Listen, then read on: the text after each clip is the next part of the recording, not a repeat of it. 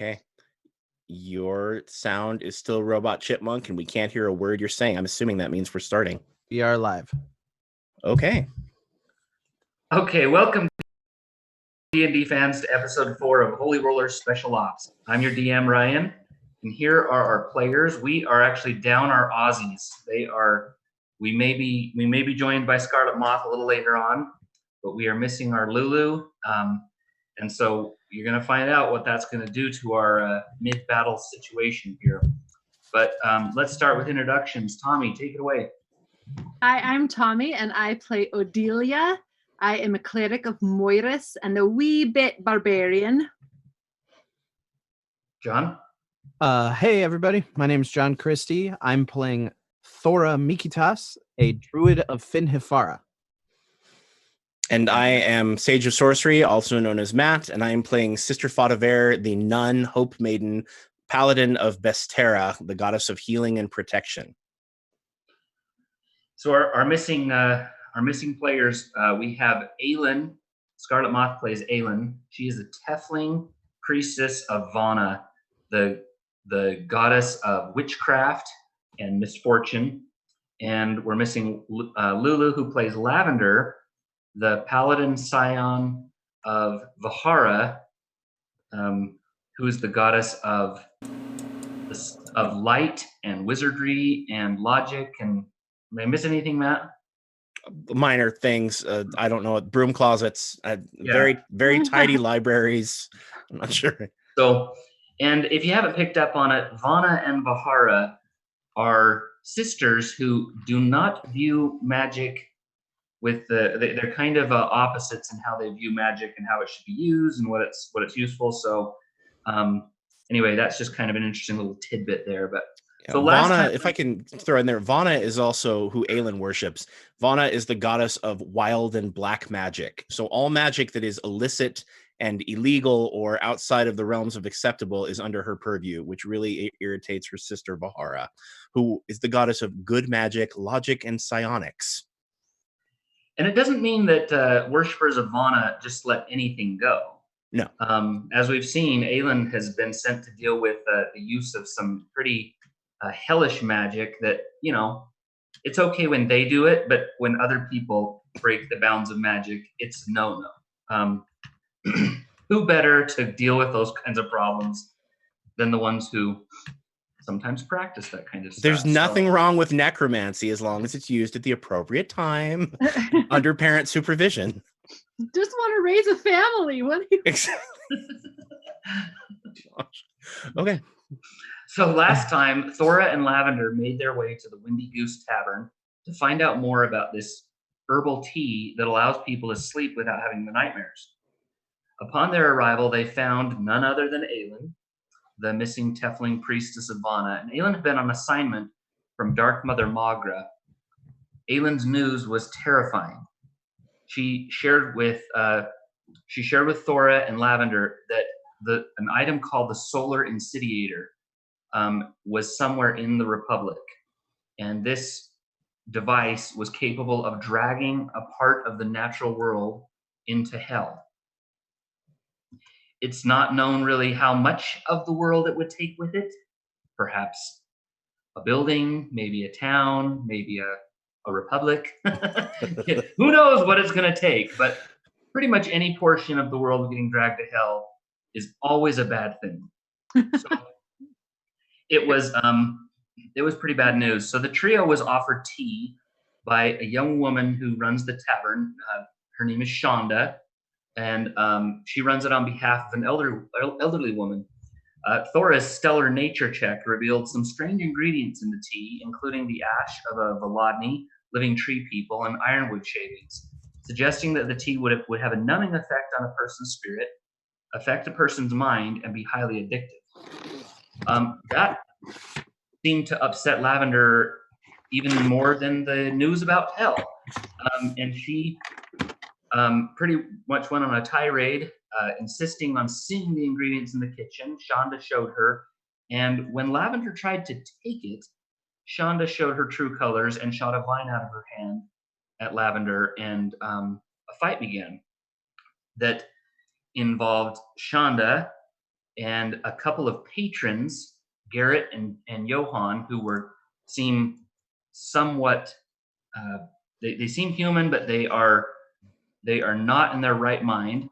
A pair of imps, and most recently a chain devil. Luckily, Sister Faudever and Odelia showed up to offer needed support. And so we are mid-battle. Do you guys need know where everybody is, or I would love a little refresher on where everybody Always a is. good idea.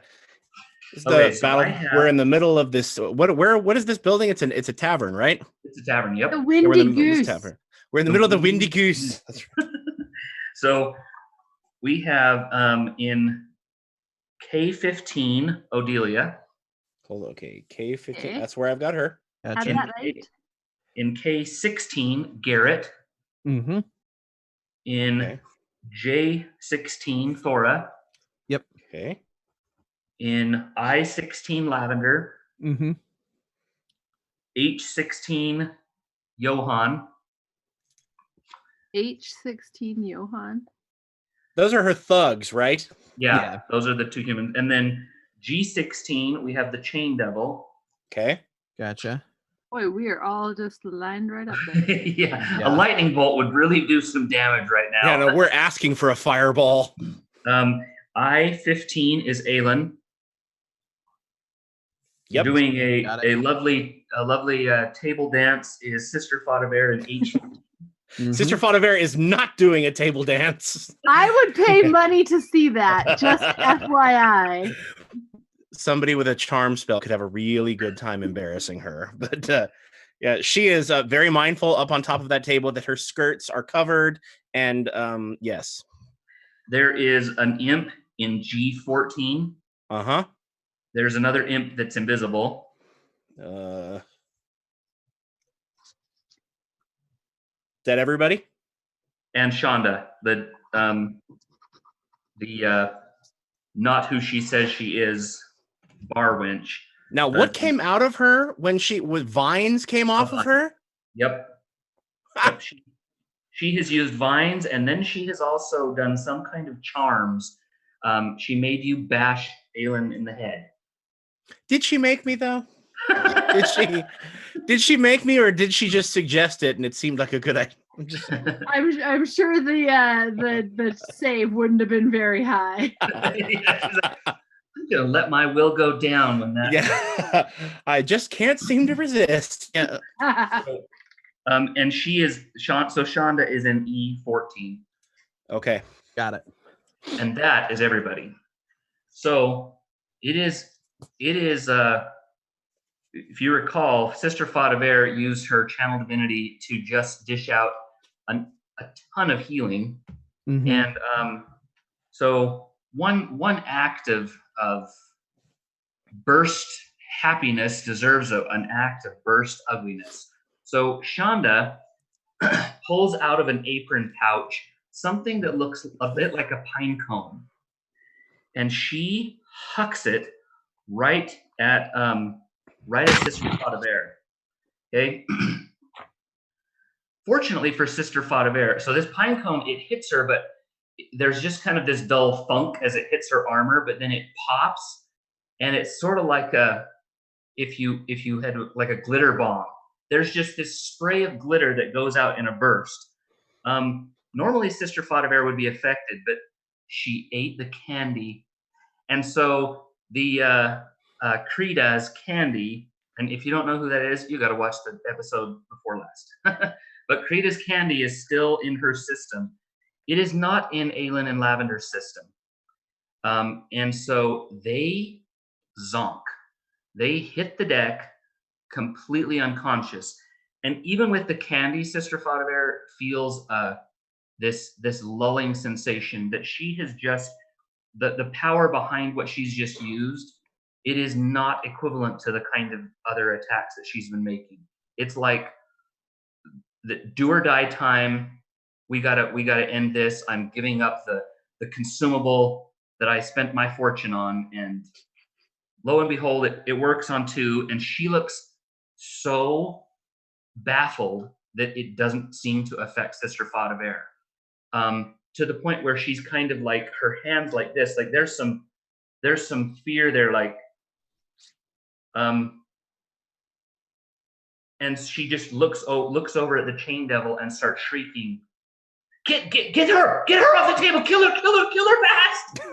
Because she's sure that what she did is going to invite your reprisal. So, well, Sister Fadaver makes some offhanded comment like, "Oh no, Aylin's fiendish blood has caused her to succumb to this evil curse."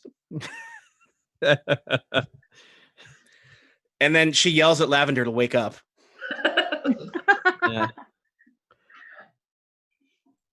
Yeah, it's a little disconcerting because I mean their eyes just roll back in their head. It's for a second, Thora, you're close to Lavender. You hear the thunk and look over all 1,000 of your scarabs and those beady eyes. You're like looking at her, thinking, did she just die? That's how overwhelming it is. And there is a pallor to their skin. Whatever's affected them, it's not just a spell that's going to be easily broken. So now it would be Garrett and Johan. And Garrett and Johan are in fairly good shape. Garrett is bloodied. Johan is not bloodied. Oh, excuse me. Neither of them are bloodied. I was wrong. Oh, great. That's marvelous. Yay. Beautiful. But I do have that Johan was cursed. Who's cursed him? Oh, Aelin. Scarlet. Aelin, Scarlet, yeah. So that curse is going to do nothing. All right. So Johan is right next to Sister Fadaver. And, well, what with the other two hitting the deck, he's the one wielding the table leg, or the chair leg. So he looks up and he's actually going to try and knock you down with it.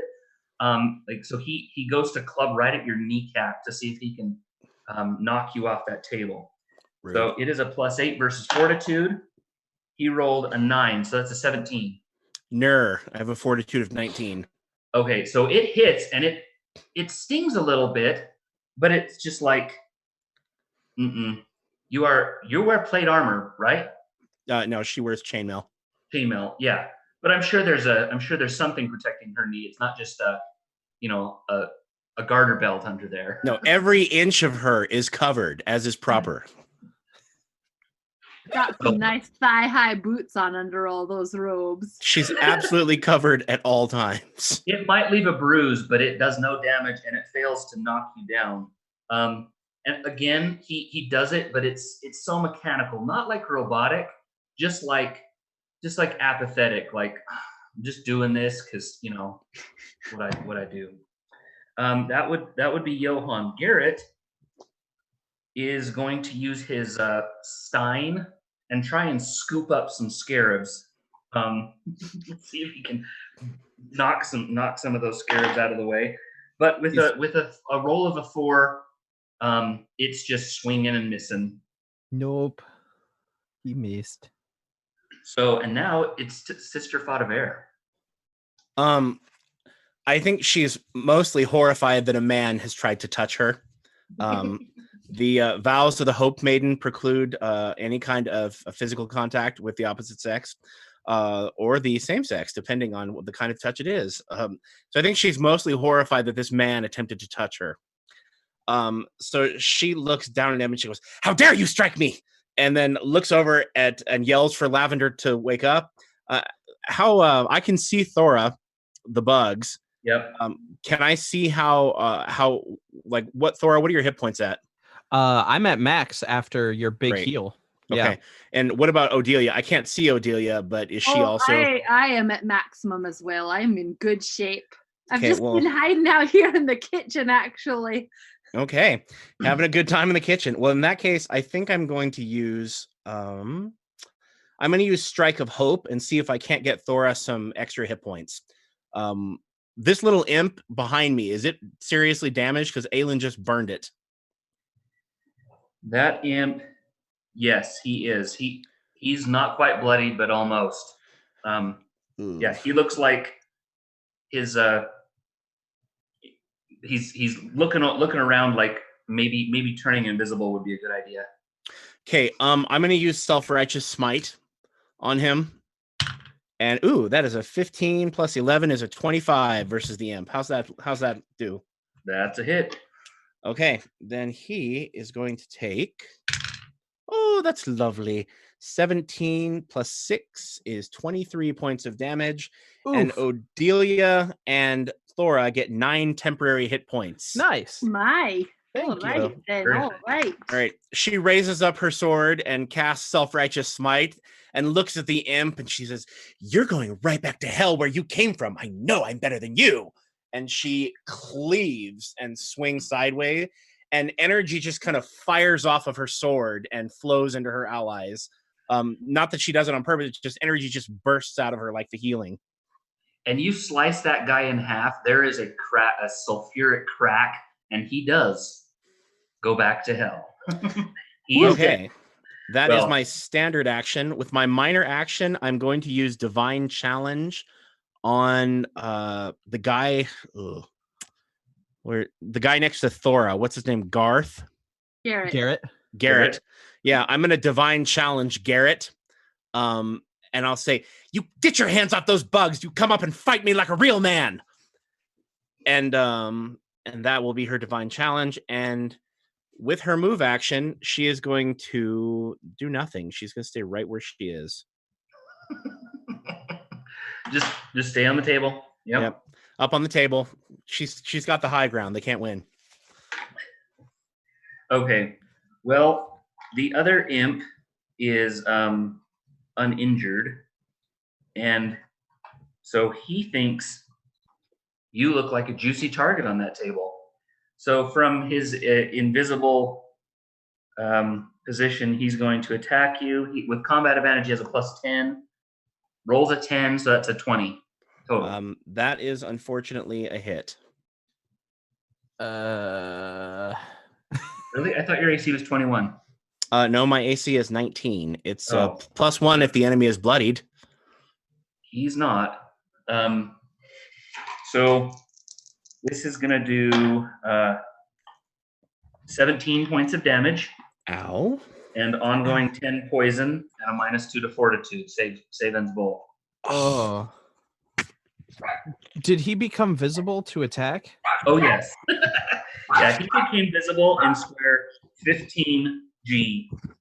G15. Gotcha. Yep. And there's there you hear this little voice. I got her. He's just really, really excited.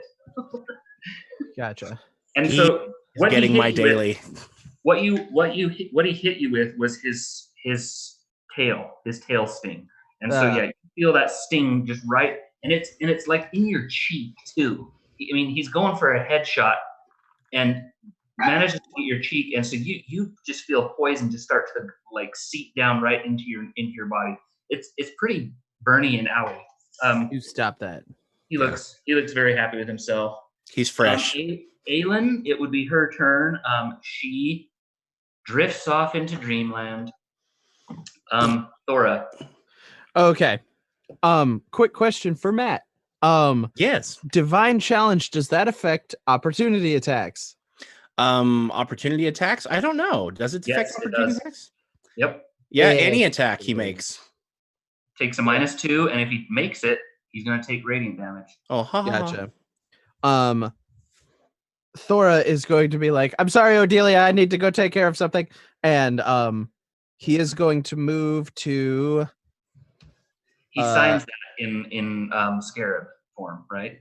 Well, he actually shifts back into his humanoid form. And he is going to move to H17 after shifting back to his humanoid form. And there's a Johann in H17. Yep, H17. Now you're on top of a table. I'm on top of a table too. Except I think he was more like kick table out of way because I need access to the ground for something.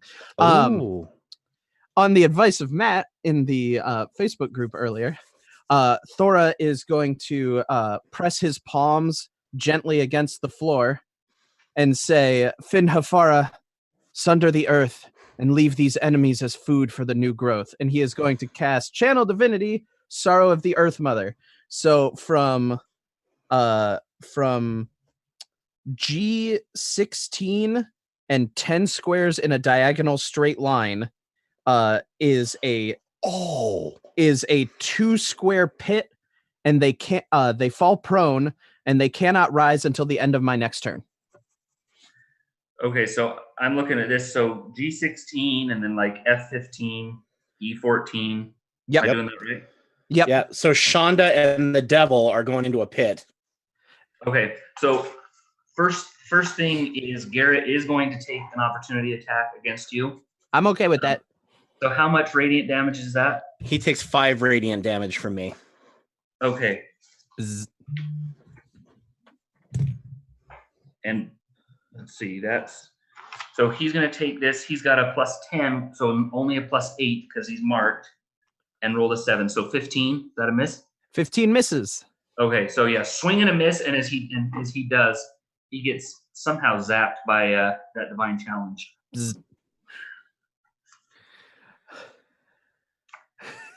Okay, Beautiful. Remind me what. So they fall prone and they fall prone in a hole 2 squares deep. Okay, and they cannot rise until the end of my next turn. Yeah. Okay. That's pretty good. It is a support ability. That's fantastic. So now there's this lovely pit in the middle of this very nice inn, and he feels bad, but The devil groans and Shonda shrieks, and the groan is more one of irritation, because it's not like he's been hurt as much as it's like this was a nuisance that he will make you pay for right now on his turn. Okay. Do they both take 1d10 damage from falling? Oh yeah, it's 2 squares. So you want to roll that? Oh sure, yeah. Big 1d10. 1d10 damage. 2.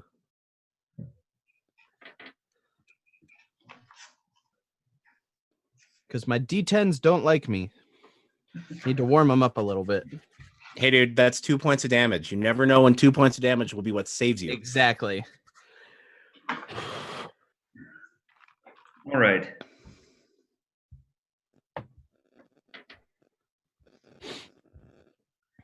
Well, the devil from the pit starts to kind of hum, but as he hums, he's joined by this cacophony of horrid wailing that seems to come from almost from some other world, and it is a burst 5. So Gross. that will affect Thora. It will pretty much everybody. Does he have to have line of sight to do that? Not line of sight, just line of effect, because it's just a burst. So I hate him. But because it's down, because it is down in there, it's gonna be blocked. Like Odelia. Sorry, wrong New name. ally. It's all right. I get it all the time. Odelia's. You hear it, but it's just irksome. It's not. It doesn't actually affect you. It is close enough though, even from down below, that it's going to burst out of there. So Thora, it's versus fortitude. That's a 15. That just misses my fortitude. Woo! Sister Faudever, what's your fortitude, Sister Faudever? 19. Which right now is a 17 because you're poisoned from that imp. No. So that is.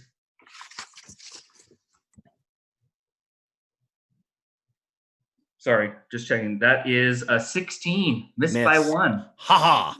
Oh. And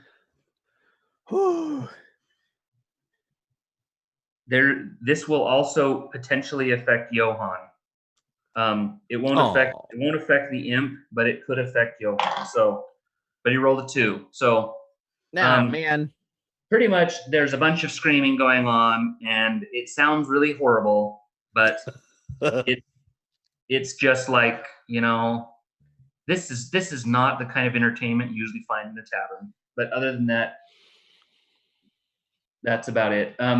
As far as so he's not able to stand, or he's not able to climb out. He is prone until the end of my next turn. Okay.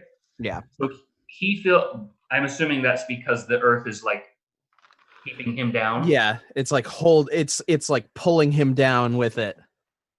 So he spends his move in minor just sitting there struggling against the inevitable weight of that earth.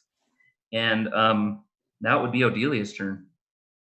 All right. Odelia was already feeling very trapped in this kitchen by this whole mass of people. And now there's all this screaming and she's so upset. And this is more than she can even, I can't even, all of her anger management skills go right out the window.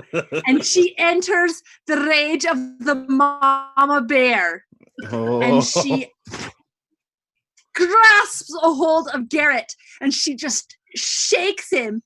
And she says, "Wake up! I don't know what's wrong with you, but this is ridiculous." And she stabs him with her harpoon. That'll wake him up. Because she's just trying to help, but honestly, these people. Yeah.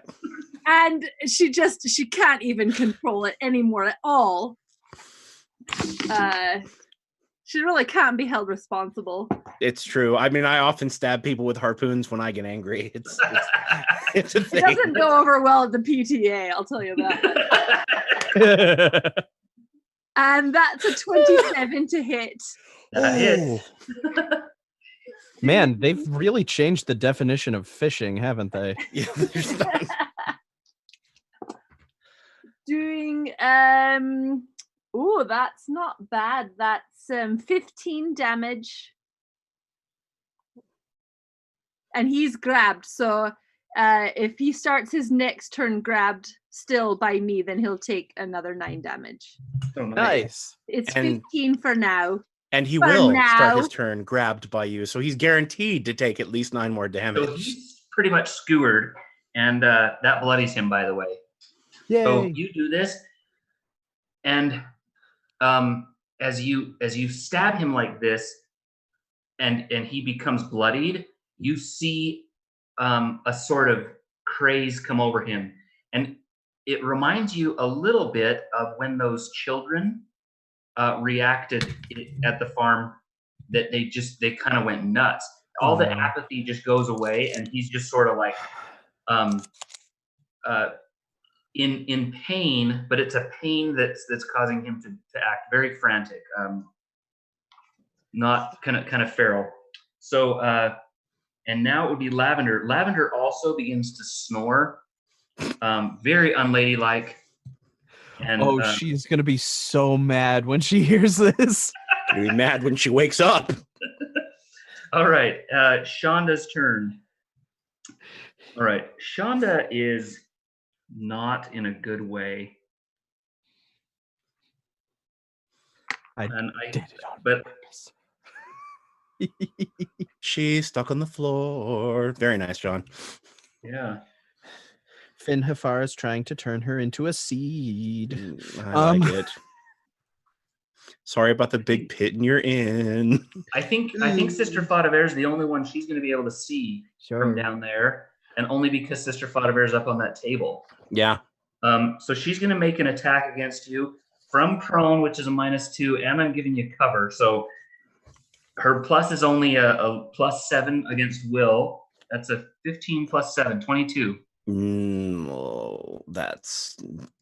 That'll do, pig. That'll do. I have a question. Yeah. Technically, the Windy Goose Inn has a basement. Did they fall into the basement? Oh, so it's actual. I was picturing like a supernatural pit, Okay. Your call, DM. It's your call, because it's not very specific. I just wanted to check. When the power ends, is the ground left? No. Ruined? The ground is ruined. Okay. That's so. Well, not ruined. It's just altered. You can fill in the pit. Yeah. Yes. Well, there is that does present us. Actually, no, it doesn't present us with a problem. The Windy Goose does have a cellar, Okay. but the cellar is not. It's under the other portion, like the Okay. main Gotcha. area. I was looking through my maps and I saw the basement one and I was like, Oh yeah. should I bring this up? So That would have been Yeah. so fun to watch, though. Ah! thump, thump, thump. Well, it is. There is a problem here though, because I believe that goes right through the wall and through the stairs that lead to the cellar. So getting to the cellar could be a bit of a trick. Yeah, And the structural integrity of this place is has failing. been severely compromised. Yeah, Then they shouldn't sell drugs. Okay. yeah, yeah. This is a drug Power bust. to shields. This episode is a total drug bust. That's awesome. Welcome Okay, to Dare, so- kids. 22, Matt. Does Yeah, that- yeah. She got me. Dang it! So, as a free action, Stop. you jump down over the top of Lavender's corpse. Not her corpse, because she's still alive, but the prone form of Lavender. You are now straddling her in her square, and you take a big old melee basic attack against against Thora. Oh, that's Aw, bad. man. Well, unfortunately, that's a 23. Yeah, that hits. Ow. And he's not the hardiest of boys. That's 12 points of damage with the great Oh. sword. Thanks Sorry. for those temp hit points, by the way. You're welcome. Yeah. So she goes running over. She leaps off there. And what square do I land in? You're in 16I, the same square as Lavender. You're on top of her. Oh, man. Okay. Oh no. How am I gonna write this? Okay. There we go. All right. She swings the greatsword. And she's like, "I'm sorry. Dodge!" And she goes smashing the bugs against her will. He's not a bug. Yeah, Sorry, he's Matt. back in his half-elven form. Oh, there he goes. She goes. He's just like, and he's like, "What?" She Slash. comes running for it. She's like, "I'm sorry. Get out of the way." Okay, the imp back above the table, he laughs hysterically, like one of those little kid laughs that they're like choking. He just finds this whole thing hilarious. And that would be Shonda's turn.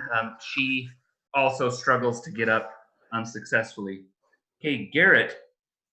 Garrett, who's skewered by a harpoon, takes how much damage? 9. Okay. I'm not messing around now. All right. I'm So really he- upset. She's very upset. He uses he takes this table leg and is two-handed, and he starts swinging it like back and forth, up and down. I mean, even stabbing out with it. It's this frantic thing. So it is 21 versus AC. That hits. All right, and he does. Oh, I rolled a 12 on the die 12. I'm sorry, 18 points of damage. But she's got temporary hit points, so she only takes 9 of that. Oh, But it's a doozy. That is a bell ringer of a table leg or chair leg if I've ever seen one. oh, owie. But Oh, now I'm real mad. Yay. strangely Oh, enough, yeah, he doesn't make any attempt to dislodge himself or break the grab. He's just swinging wildly. That You would be regret that. yeah. That would be Garrett. Johan looks over and is like, she got down off the table, and well, let's bash her with a stein. Oh no, he's the table leg. You got hit with a stein. Oh. Sorry, 18 points of damage of a stein. Yeah, Ow. a pewter. Yeah, that's like a heavy duty pewter, like That's what it is. He clunked you in the Double head with that. fine. Like, bam. business.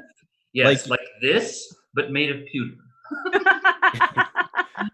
It comes in pints. Oof. Okay, Sister Faudever, a 1. Oh, So- thank heaven. Now, because of the nature of this, he goes with this table leg to hit you. You raise your sword up, and the thing shatters in his hands. And he's looking down like, I'm going to need a new improvised weapon here. I mean, so right now, for all intents and purposes, he is unarmed. And that would be Garrett and Johan. Sister Fadaver, you take 10 points of poison damage. Yeah. Okay. All right, I'm gonna save versus that now, and I do not. I rolled a 3. No. So unfortunately, at the end of this turn, I will not. I am gonna use Lay on Hands to heal myself.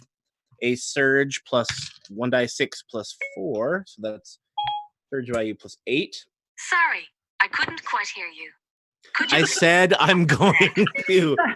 Something that you said turned to my Siri on my iPad. That was weird. I don't Okay. have an answer for that. Hush! Something else. I can tell. Siri's upset that I've been poisoned, and well, she should be.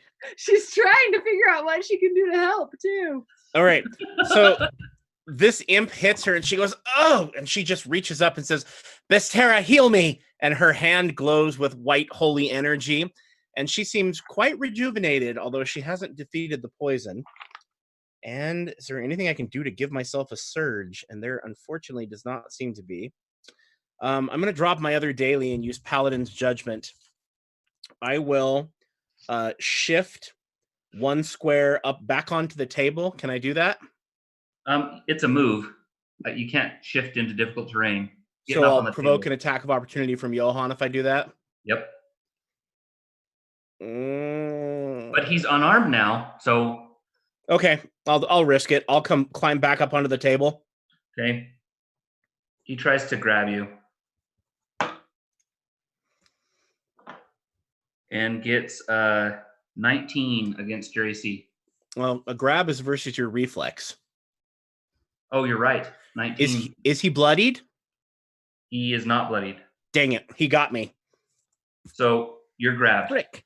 Okay, well, he's going to regret doing that. So she tries to climb up onto the table, and he pulls her back down, and she goes, "Don't touch me!" And she drops her daily on him instead of the imp. What's his AC? You just violated a vow. You were just manhandled by a man. A man has touched her, and he was going to pay for it now. What's his AC? 18. His AC is 18. Well, that is a 22 or a 20 even. So I whack him with Paladin's Judgment, which is a 3d10 plus my attack bonus damage. Whoo! Big money on the die 10s. That's decent. So that's 15 plus 6 is 21 points of damage. And Thora, were you injured? A little bit, but I'm okay. Okay. And Odelia, have you been hit? Just a little bit, but I'm seriously so fine. Well, I'm jacked, so I'm gonna take the healing surge that comes from it. And Sister Fadaver is back up to full. So Nice. So he pulls her down, and she turns around and she says, "I have no idea how many sins this is going to be punishing you for." And then she just overhand chops at him with her greatsword. And somehow striking that sinner causes her to heal, and she flashes with energy again. Bestera just loves that punishment. And then she yells out to Odelia. She's like, "Odelia, stop playing in the kitchen. Ayland and Lavender are asleep."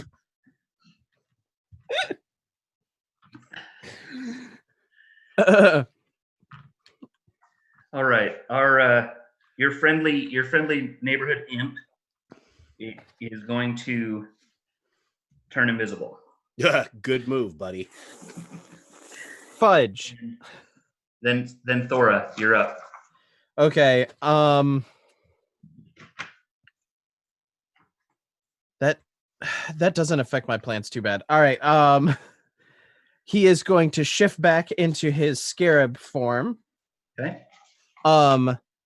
And with a blast 3, would I be able to avoid Lavender, Sister Fadaver, and Aelin by angling it corner-wise? Okay. Yep. Just wanted to make sure. So he's going to aim for Johan, where the imp was, and the chain demon with this. Yeah. And the beetles suddenly swarm forward, and I'm casting Flowing Swarm, which is versus Fortitude. Okay.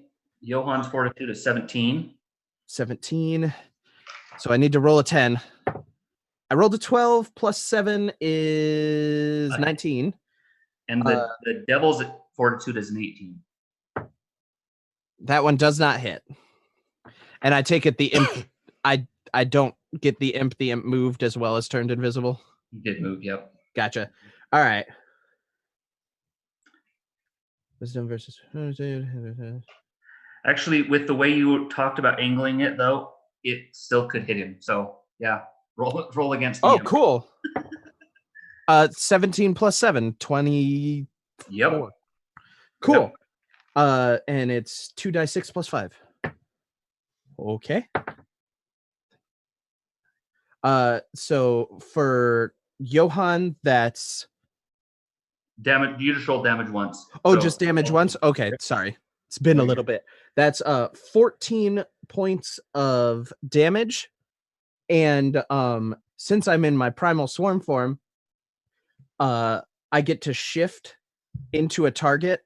So I'm going to shift from where I'm at to the top of the table as this swarm. And since I passed through Johann, he takes an additional 3 damage from the effect. Very nice. What square do you end up in on the table? I'm going for H15. That's where you I were am a minute ago. You're not there anymore. Oh, that's right. I got pulled off. Sorry. Exactly. Rock on. That's my table spot. Hi, Mickey. Yeah. No, okay. So Johann, that bloodies Johann, and you see the same kind of crazed effect. He's still holding on to Sister Fought of Air. Oh wait, yeah. Did you want to try and break out of his grab? I don't have the actions to do it. Oh, that's right. So he's grabbing on, and then all of a sudden, Sister Fought of Air, you feel like him dig in, like he's just gonna hold on even tighter. As the frenzy hits him. Shouldn't that give me like greater combat advantage if a man is holding on to her? Like I'm just saying, like, can I use Odelia's rage power? Let's not. But you also hear a high-pitched voice curse in Infernal, like some dirty word in Infernal. So giving you that satisfaction of knowing that invisible imp was indeed hit by your scarabs. And now it would be the devil's turn. So he can now stand. Oh. Uh-oh. No. Yep. Is he still down in the pit? Yeah. Yep. Are you sure he doesn't like it down there? Is he more comfortable there? Like closer to hell. Yeah, there you go.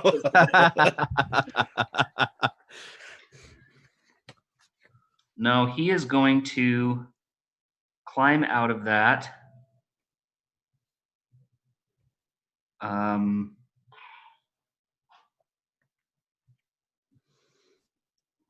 Man, he's where does he go? Oh, he's going to climb out of that. GM laugh. Yeah. In D15, which will provoke an opportunity attack from Thora. Where did he move? Into G15. Okay. So, Mr. Chainman. Man, I wish I had anything that did like a pull or a push or something. I'd knock him back into the pit, but I'm not a controller at all. Yeah. I might be able to do something. All right. Opportunity attack. That's a natural 20. Woo!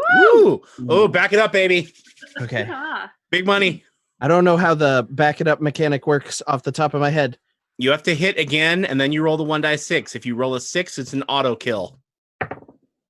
That's a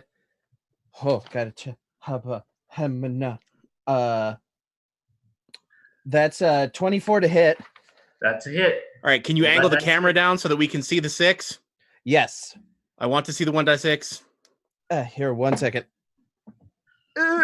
Big money. Big money. Okay, big money. Here we go. Let's see the 6.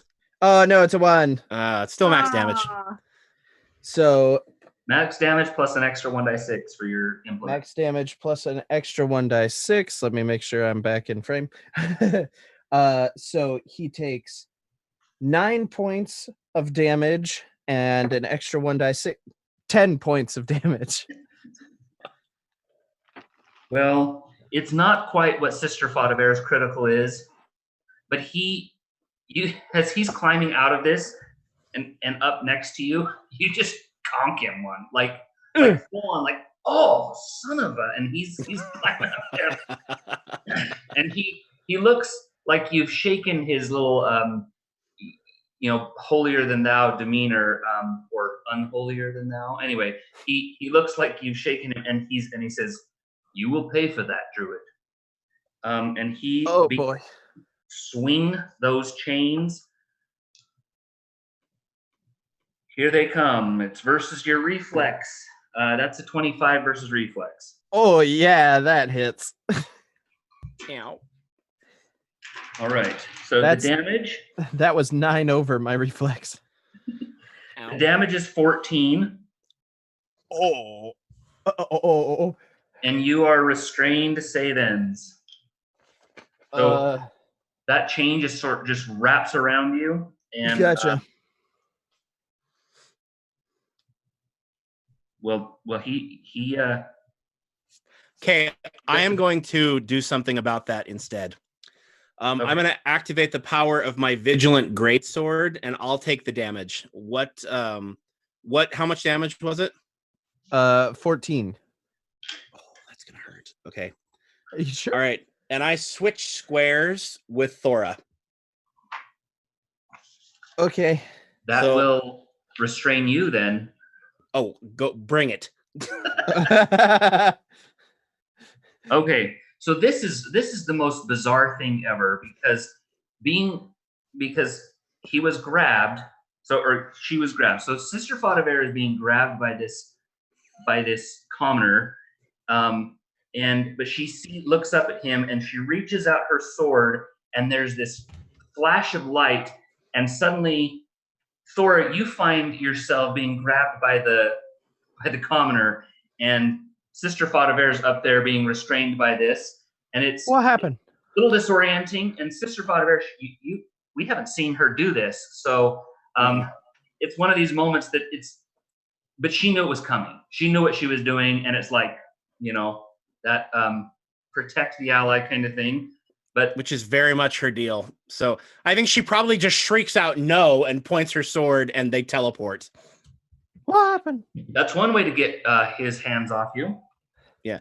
Now nobody's touching her, and she feels much better. Like, she'd rather take 14 points of damage than be touched. So you do that, and the devil, like, it startles him, and he's holding on to this chain, and he says, he looks down at Thora, and he says, "You'll get what's coming to you." And then he turns back with this big, like, grinchy smile at Sister Faudabear. Dude, I'm the least of your worries right now. And now it's Odelia, raging, harpooning Odelia. You haven't seen what we have in the other room. Yeah, there you go. Yeah. There's a real mad little halfling in there. There's an angry halfling in the kitchen, and we're not afraid to use her. All right. So I am going to just throw Garrett to the floor. I don't care about him anymore at all. I'm going to charge with my howling strike. I run around the corner and I just leap over Lavender and push past, and I am going to attack Johan. Can I do that? Yeah, if you end up in I-17, you can totally do that. Yeah. Can I get all the way to I-16 where he is, though? Because when I'm raging, I have +2 to my speed. And I know it's kind of hard because I've got so many people to get around, but since I've got so much... You can move through an ally's square as though they weren't there with the movement. Oh, excellent. Okay, so I'm going to go all the way... Okay, so I can't go into H16, right? Because that's where Johan is. Right. Darn it. Okay. You can go into 17 I'm though. going to charge here. I'm going to go to 17. And with my howling strike, I am just going to double-handed, just as I'm running, I run in there and I just skewer him as well. So he's grabbing onto Thora, and from like Oh, I'm not having any of that. And I'm just screaming like a banshee as I run so in, awesome. and it's a 21 to hit. that's a hit. Oh, And that does not so much. 13 damage. That's plenty. oof. And then I'm very upset. And so I still have some movement. Well, let's see. Your move ends when you charge. Well, you didn't actually. There wasn't a way to actually charge, but you can move in there and get it. But your move is over. You still have a minor action though. But I need to let you know what happened. I was planning to use an action surge. Ooh. Oh, Can I do that? You can. So but I am really upset here, and I just am going to say, raise my hands above my head and say, Moiris, I'm sorry I lost my temper, but can you help me out here? And I just push, and suddenly water surges up from behind me, and this is my buffeting wave. And everyone in a burst of 3, so in front of me. So I'm hoping that I can get the imps and the chain devil, and I don't know if I can get Shonda as well, but as many of them as I can get. I'm just going to, just a giant wall of water comes from nowhere and just, and now we've got a pool. Yeah. We have a 10-foot long pool now. We're just renovating. Oh, excuse me, a 10 square long pool. So 50 feet. 50 Oh, feet? it's like an Olympic lap pool. Yeah. And the thing that kills me is Lavender's on the floor. She's soaked again. Poor Lavender. Lavender and like it. I'm sure she'll learn to like it. She likes me as a person, so I'm sure she'll learn to like it. I think she will. At any rate, let's see here. So each creature in the blast, they have to do, it's a +8 plus their fortitude. So come on. Oh, it's a natural 1. That's just your first attack. You get to attack each one of them separately. All right. Well, then that was for, let's say, an imp or something. I don't know. Oh no, Okay. that was for Johan. Can I do that against poor Johan? Sure. Because I'm the least interested, because clearly he's a victim of circumstance. All right. Let's see. 19 versus fortitude against the chain devil. That is a hit. All right. So that does It doesn't do damage. You knock them. It says 1d6 plus your highest ability modifier. Oh, are you doing +4? Oh, you're doing buffeting wave. I thought you were Buffeting channeling wave. divinity. Gotcha. No, this is buffeting wave. So it does 8 damage to him, and he's prone again. And then this next one's for the first imp that's right in that same square, and that is a 21. Also a hit. Oof. Doing 9 damage. That's so awesome. Now they're prone in front of me. He is also knocked prone. Imp number 2. He's dead. Imp number 2 is dead. I cut him in half. His body is clearly being washed away. There we go. And am I close enough? It's a blast 3. Am I close enough to get Shonda as well? Nope. Okay. Even though she's down in the pool? Well, she's going to be wet. All right. She's climbing up. Yes. Oh, I love Odelia. This is awesome. So yeah, the imp's still invisible, but again, there's this gurgling, and then thunk as he drops to the floor from his flying position. And the devil is like sprawled out there. He's holding onto his chain, but he is. I mean, he's so grumpy. This is not a straight up combat. Like, if he could just fight Sister Fadaver, sword versus chain, he'd be fine. But this whole water and bugs business is just not what he is like. So you used to have a minor action. Anything else we can do with that? Oh, put in my minor action.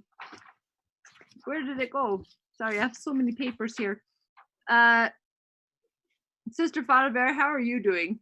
Well, I'm down to 35, and I'm about to take 10 points of poison damage automatically. So if you have any...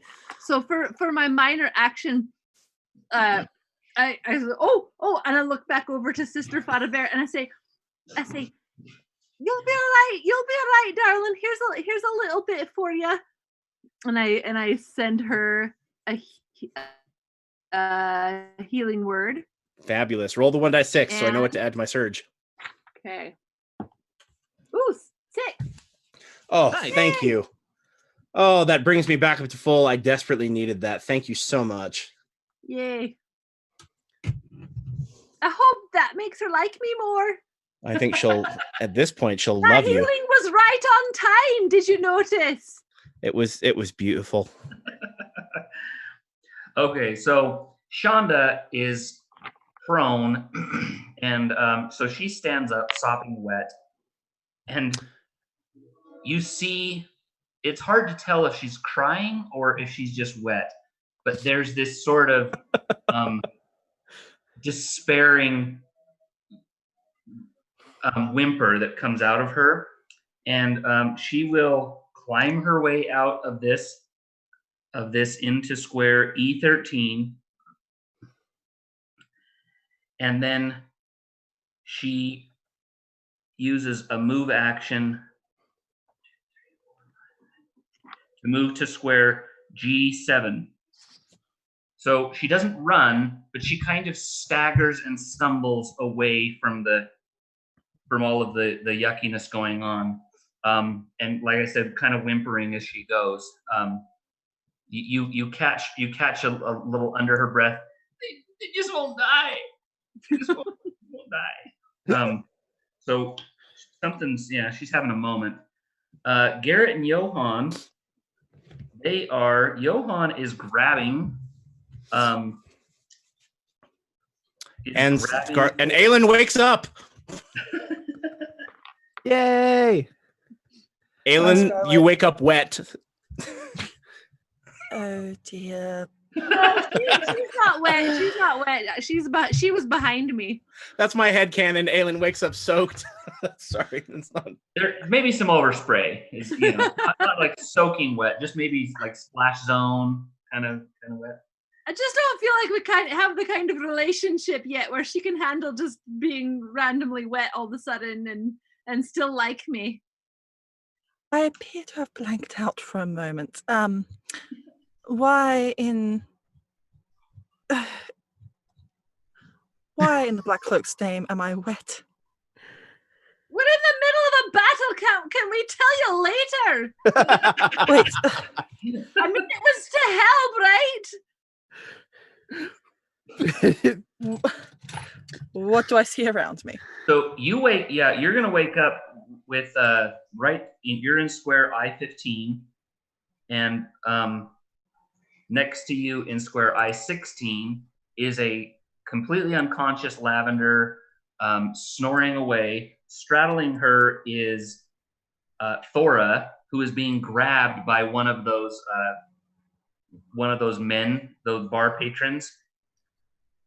Odelia is in I-17, having just sent out a buffeting wave. Thora wrecked the floor, so there's a big old gaping 10 square chasm. The devil is up on the table. Not the devil, but the devil in this The situation. devil himself is up on the table. The beast. But guys, I'm only level 4. Yeah. He's in square G15 up on the table. And who did I miss? Oh, Garrett, the other guy, is in K16. Did I miss anybody? There's an Did you mention invisible Shonda? imp too, but And Lavender is unconscious on the floor right next to you. so Shonda, that the lady that was with the whole tea issue, she threw a magical pine cone and it exploded and knocked you and Lavender unconscious. You were like tripping for like Ugh. the last few minutes. When you That's and right. as you wake up, you feel a euphoric giddiness. Like No. even though chaos rages, you almost want to giggle. I mean, that's kind of what it feels like. Like this, whatever it was, left this sort of goofiness behind in your mind. So you're gonna pretty much find everything quite hilarious for the next few minutes. But it is. So Shonda just moved away. Garrett and Johan. Johan is wrestling with Thora, and he's gonna try to bite you. Now, keep in mind, this is not some gnoll. This is a human trying to bite you. So he's grabbing onto you, and he just tries to take a bite out of whatever bit of flesh he can But- find. Are there not any devils around? There is one in square G15, but he wants to bite you. He gets a 23. Oof. Yeah. So it's a pretty good, but it's and he's very strong, so it's gonna do 6 points of damage. Not as much as he was doing with the table leg, but it breaks the skin. You're gonna need a tetanus shot. Right. Ew. And from behind you, Garrett comes up with that giant stein and is going to try to bash you as well. You should He- watch out. That stein is extremely dangerous. Yeah. That's a 20 versus AC, 22 with combat advantage, and he does 13 points of damage. So he conks you over the noggin with his pewter stein, and yeah, you've got two crazy drug addicted humans on you. I can't even remember how many hit points I was on. Evil cops. I think I may have been healed back up to full. I don't think you were injured because I just exploded with healing energy. Yeah. So 13 and 6, so I'm down 19 points. Maths. Okay.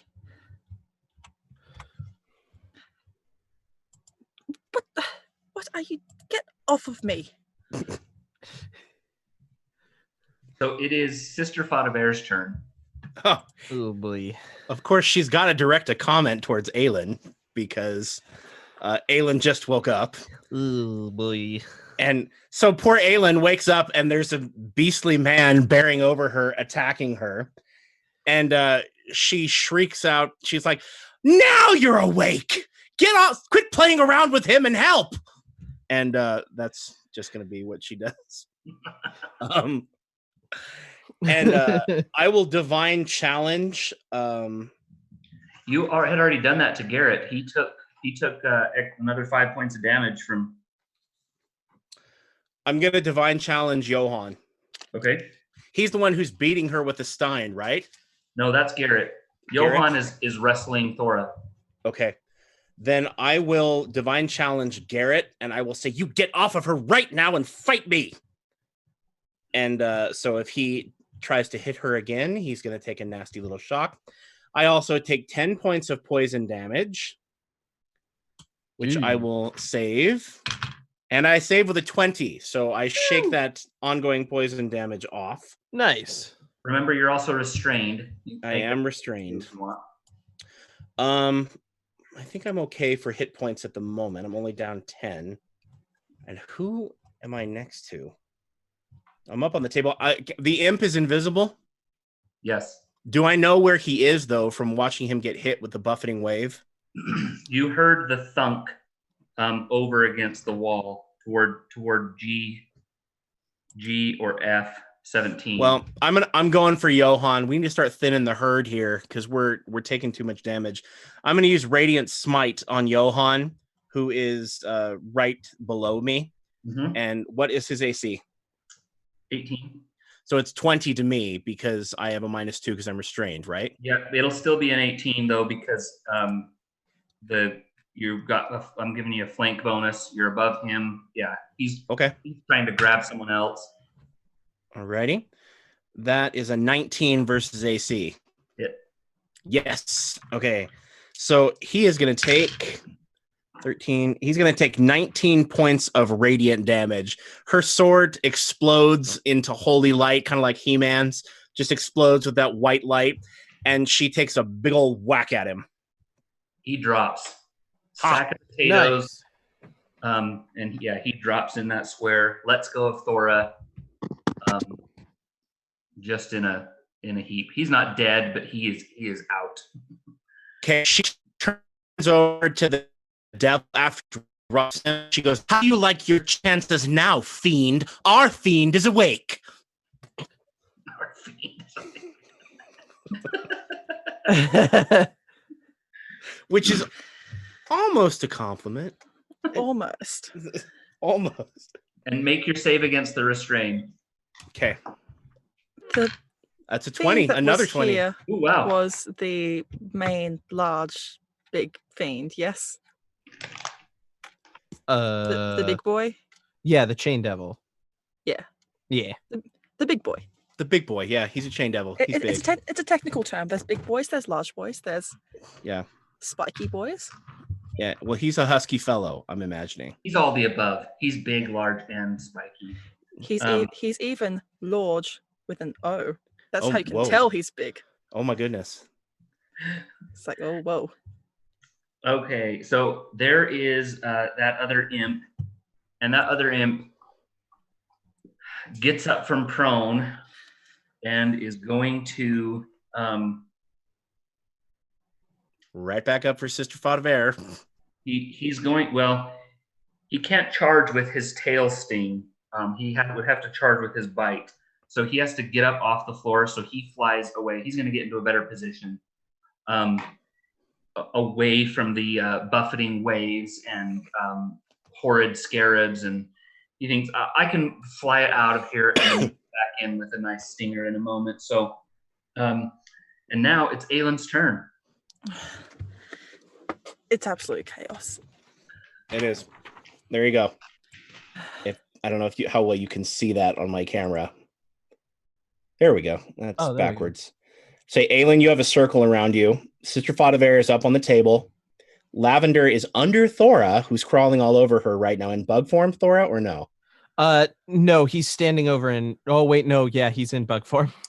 Okay. Sorry, Lavender. Sorry, Lulu. Odelia is right here. He's so glad she slept through the wet and covered in bug part. Yeah.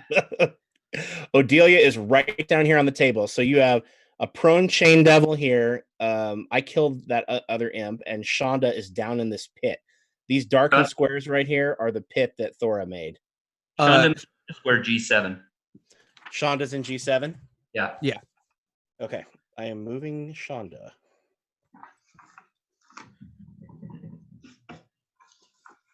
Well, let's add a little bit more chaos to the mix.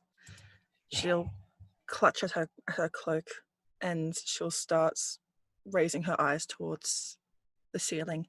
Lady Blackcloak, cut loose the laws of magic and let the wild power flow. Oh, crap. 3 channel divinities in one encounter. I am stoked. Hers is crazy though. She rolls and then we see what happens. Mine's wild magic. I don't remember what Aylin's can do, so I'm excited. Oh, terrified. This is fun. Wild magic is the best. Okay, let me have a look on this table. It is a 65. So not the worst thing that could happen. For who? So as okay, I didn't actually expect this to go so well. As she channels the divinity and the black tendrils of Twilight's black magic flow off of her, it coalesces into her hands as a lightning bolt, Ooh. Very nice. which she is going to unleash at full force at the Chain Devil. Nice. Can she fork that and hit 2 people? Yes, I believe Lightning Bolt. Let me pull it up. Lightning Bolt in 4th edition, I think, is 1 to 3 targets, and they all just have to be within 10. They don't have to be like within a line or something. Get them. Get them all.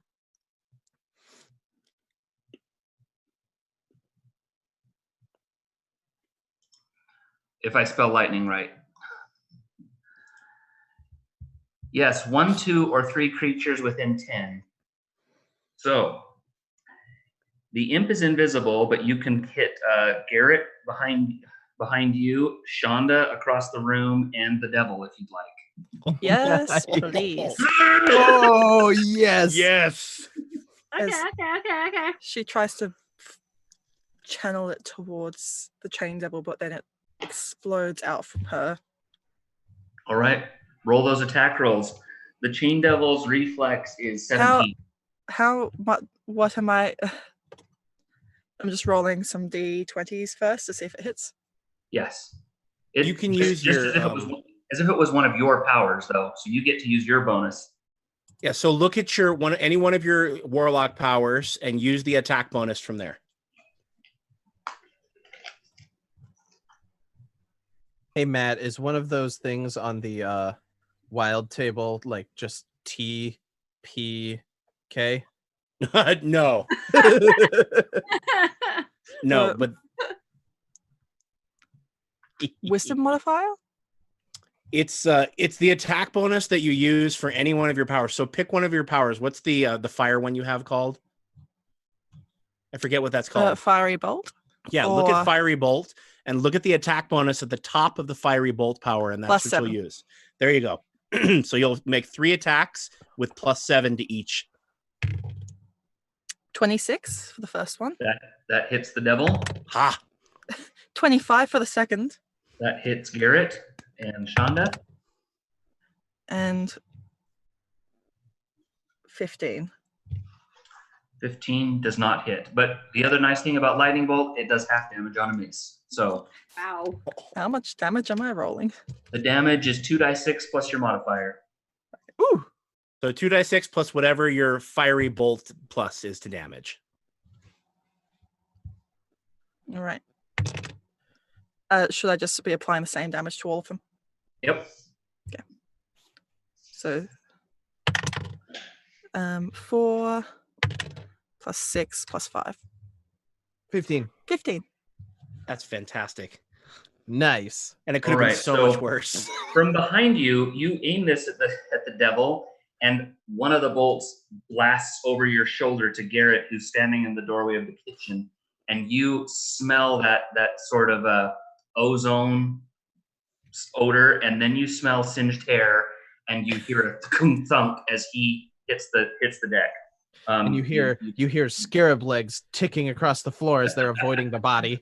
Well, as soon as she starts shouting out her prayer to Vana, invoking wild black magic, Sister Fadaver grabs her greatsword and ducks under it like this. Like I do not blame her. That sword should be a real good protection from a lightning bolt. she doesn't. It's pure instinct. It's I still have standard and minor actions too. Oh, well, that channel divinity is your standard, but you still have a minor and a move. Oh, the channel divinity's free action. Is it? That's what it Does it says say- here. It says free action personal. I think I screwed that up. I think it should be standard. Ryan, correct me if I'm wrong. Did I mess that up? Did I just not type it out correctly? The one I have listed here, it's a standard action. Okay, yeah, I must have Okay. sent you an older copy of the document. Okay. Sorry, misleading. Sorry to Gonna jack say, you off. That's my bad. I still have a minor action though. How's that chain devil looking now? Oh, by the way, yeah, that reminds me. So you hit him, you bloodied him, which means he uses Chain of Vengeance. And so he gets to use his chains, make 2 chain attacks. And so he snaps that chain off of Sister Fadavere and does both of them on you. He's going to chain you in the face. So plus 10s versus AC. One's a 19 and one's a 25. Ugh. They'll both hit. They're both hits. Okay. Oh. Don't worry, I'm right next to you and I've still got healing. Owie. Use it for Aelin. Well, okay, so 16 points of damage. Okay. So I am bloodied, Oh no. but we can tit for tat this. Because he hit me, I'm now going to the Do it. twinkle in her really black eyes goes from kind of mystical and magical to just burning hellfire as she calls upon her infernal wrath. To target that chain devil. Oh, he gonna die. The visual on this is so cool. It's like she fries him, he chains her, she flames him. It's just very cool. We need Duel of the Fates playing. Very nice. Yes. I don't know if actually do I roll for this? No, No, it's an you attack. don't. No, Oh no, yeah. you're right. No damage. Yep. Target takes 1d6 plus 2. So 7. Ah. Which unfortunately he doesn't take as a devil. The fire washes over him and he sneers back at you, having just whacked with the chain. He says, I live in the fire. But he hates you so bad. You bloodied him. He hasn't been this hurt in like a century. So Well, I live in the darkness. So best watch your back. And she's going to grab the edge of her black cloak and throw it over her, and then she becomes invisible. Nice. That was a full turn. yeah. Thora, you're up. Oh crud. I don't have much left. You and me both, buddy. Much left in the tank. Yeah, let's see. 1, 2, 3, 4, 5, 6. Still 2 squares away. I wouldn't be able to do much to her. But I'd be able to do that, so we're gonna go with that. He is going to move into 1, 2, 3, 4, 5, 6. He's gonna try and get to G10. He will pass through the Chain Devil's area, so he'll take a attack of opportunity if he has to. 18 against your AC. 18 hits. All right. So 9 points of damage. Okay. You go walking past, and that chain is just flying around like crazy. Gotcha. And from his position by the stairs, he's going to use Swarming Locust to try and hit Shonda. Okay. It's versus reflex. 25 total. Hit. Awesome. As I look She over holds my up her hands like, no, don't want it.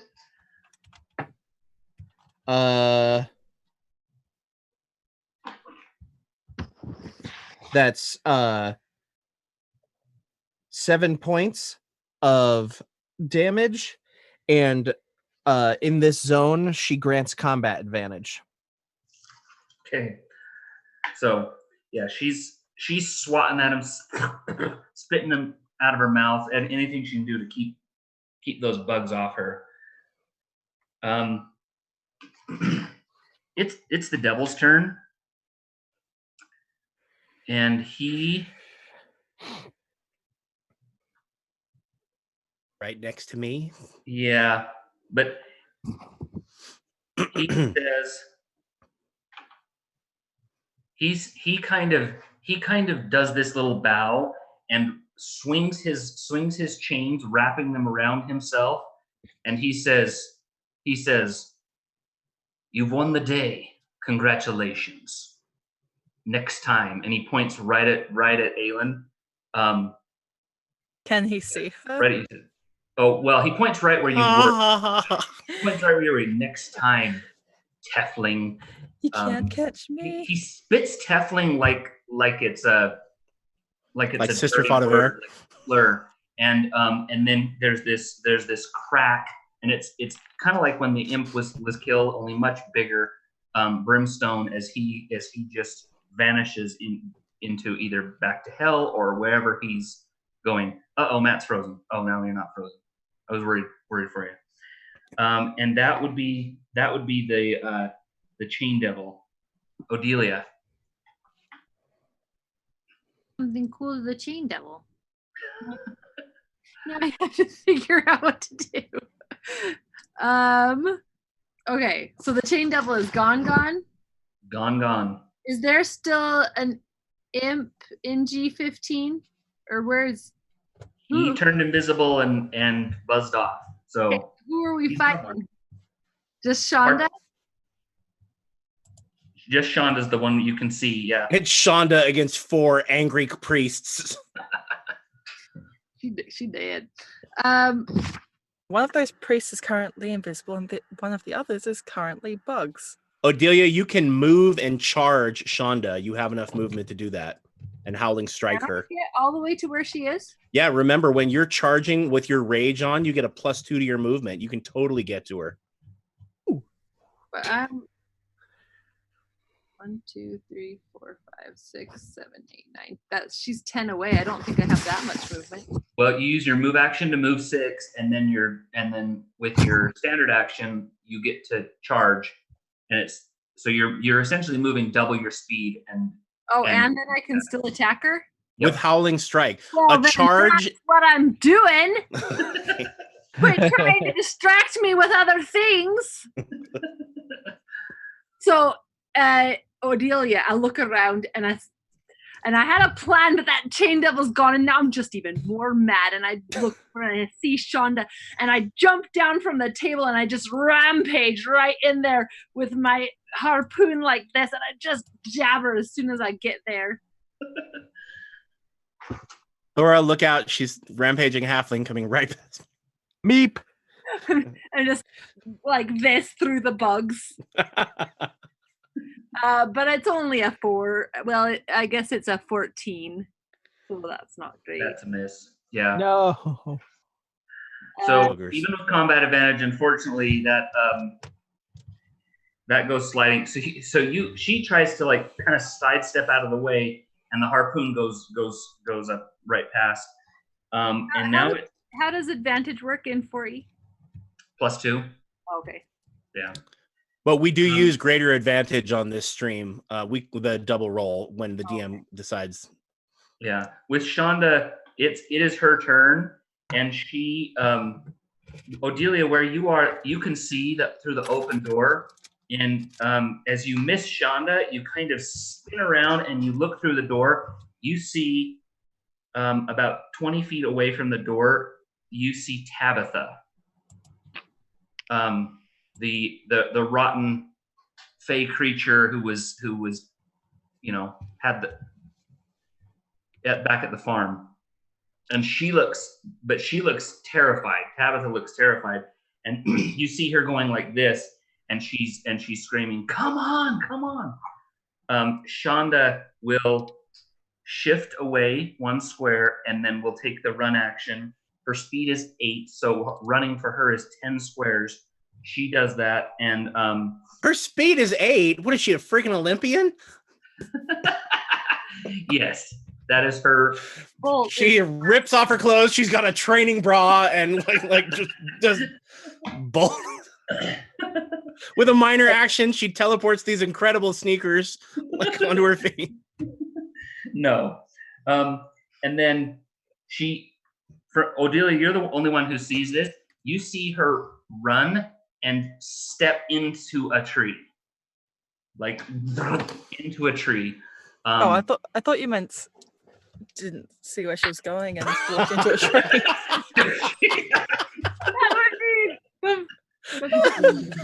Like those kids running, looking behind herself. It's a Bugs Bunny cartoon.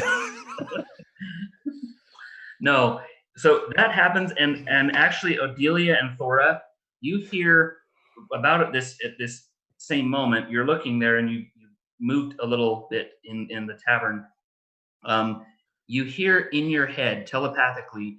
You hear a voice saying, you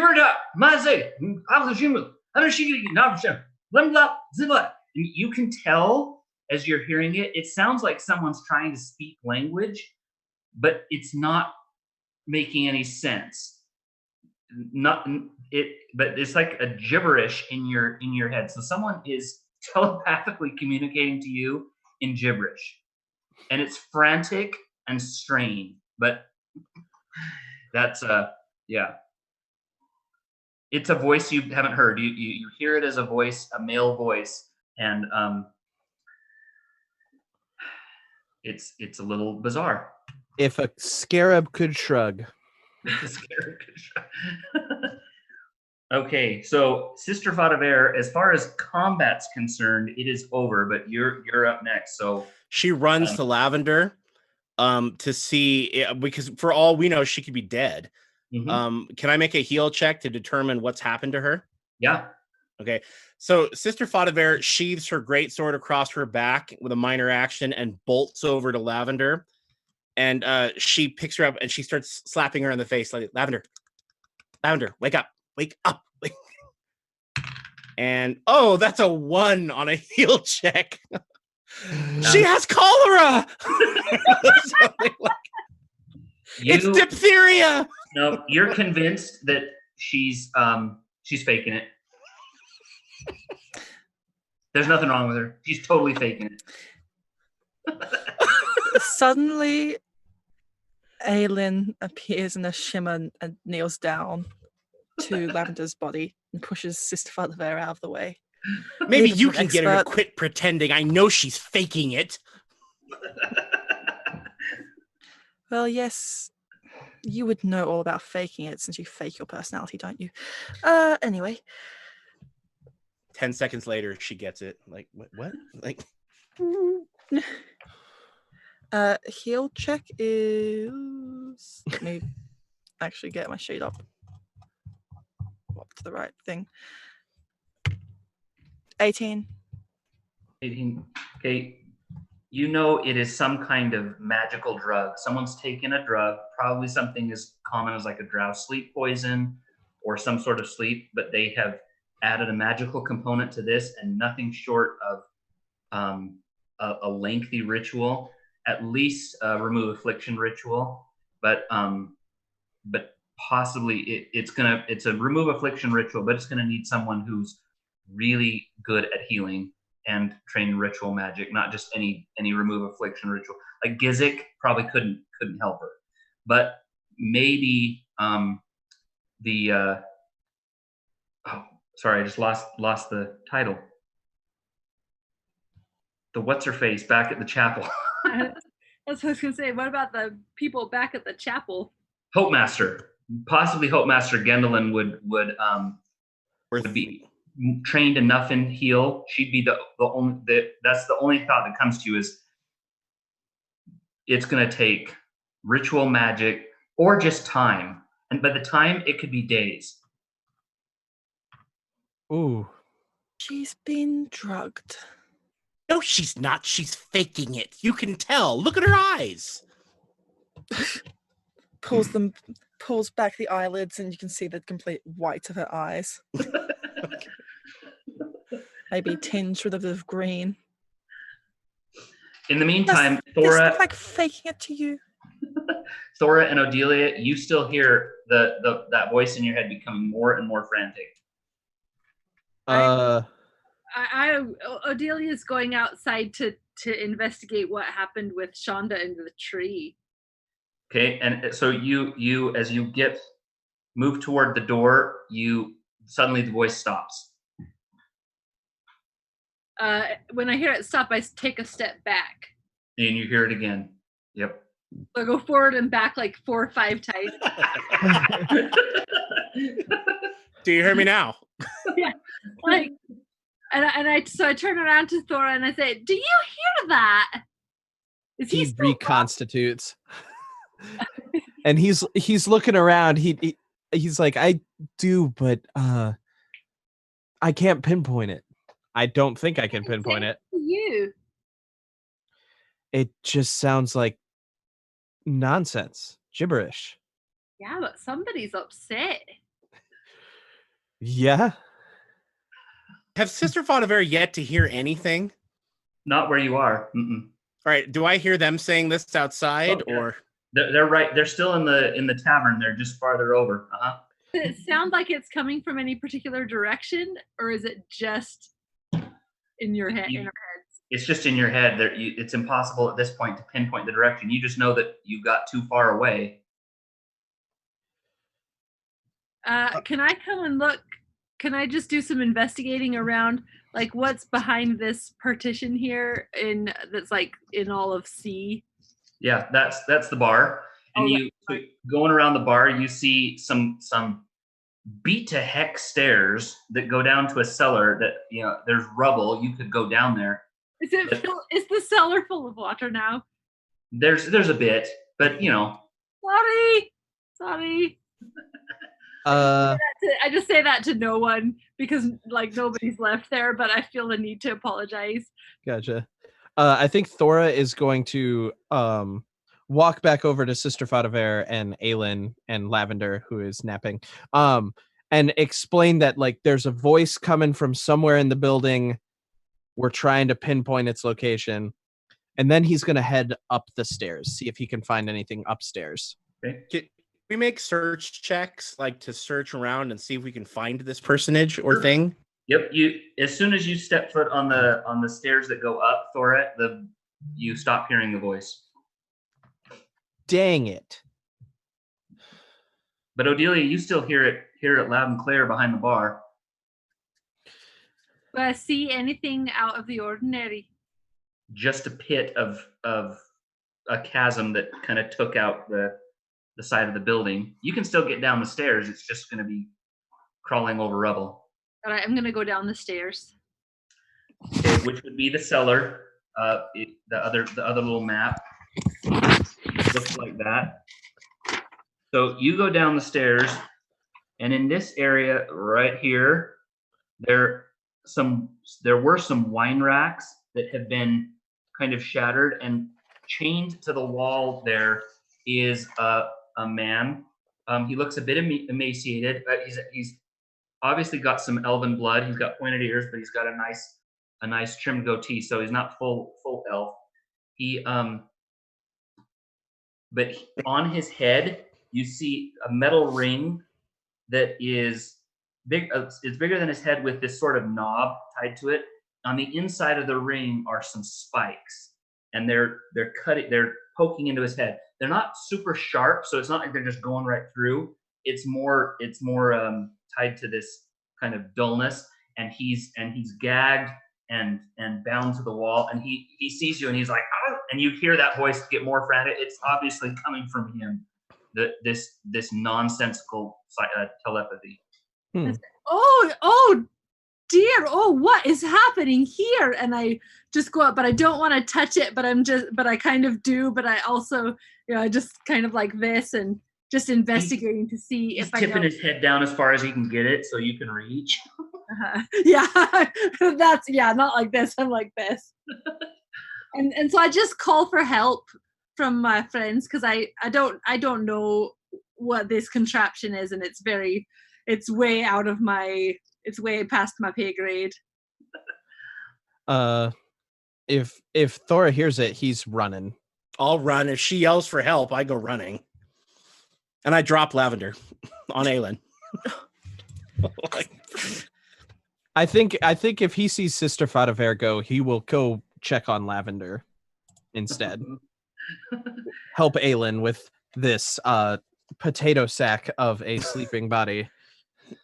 Yeah, she dropped her on Aelin. Like she was getting ready to pick her up. I was like, oh, dropped her on Aelin and went running. Which, considering she's wearing, I think Aelin wears pretty heavy armor. Yeah. Oh, Lavender. You mean Aelin Lavender? doesn't. Lavender, yeah. Yeah, she does. She's not a light thing. Aelin's getting smooshered. Yeah, Sister Fadaver finds the same situation there. This excitable looking guy looks pretty haggard, but he looks like, he's kind of pointing like this from the bonds. He obviously wants some help. Does it look like it's magical, this thing? The thing around his head, it looks like it's just made of iron, like a black iron band with the spikes that are poking into his head. And like I said, it's not drilling, but there's a little, it's pierced the skin. Yeah, they're penetrating his skin. I get it. I'm gonna try to take it off if I can. Yeah. Do I have to make a check? You know what that's doing? Are you the right person to do this? She says, Odelia, you acquitted yourself very well on the battlefield, and I must say that my estimation of your skills has certainly increased. However, you should know that I've extracted arrows 6 inches into the flesh of women on the battlefield. I can handle this, unless I roll a 1. Can I make a heal check to safely extract it, or do I have to break it? Nope. It's a 1. It's a 1. It's a 1. It's a 1. He called it ahead of time. No, it's a 2. But it's a 13 total, though. It's a 13 total. So do I accidentally jam it in? You got to stick it in further. There's no other way to get it out. There's a knob. There's a knob that causes it to release the tension, but it's backwards. So with your 2, for a split second, you turn it the wrong way, and there's like this.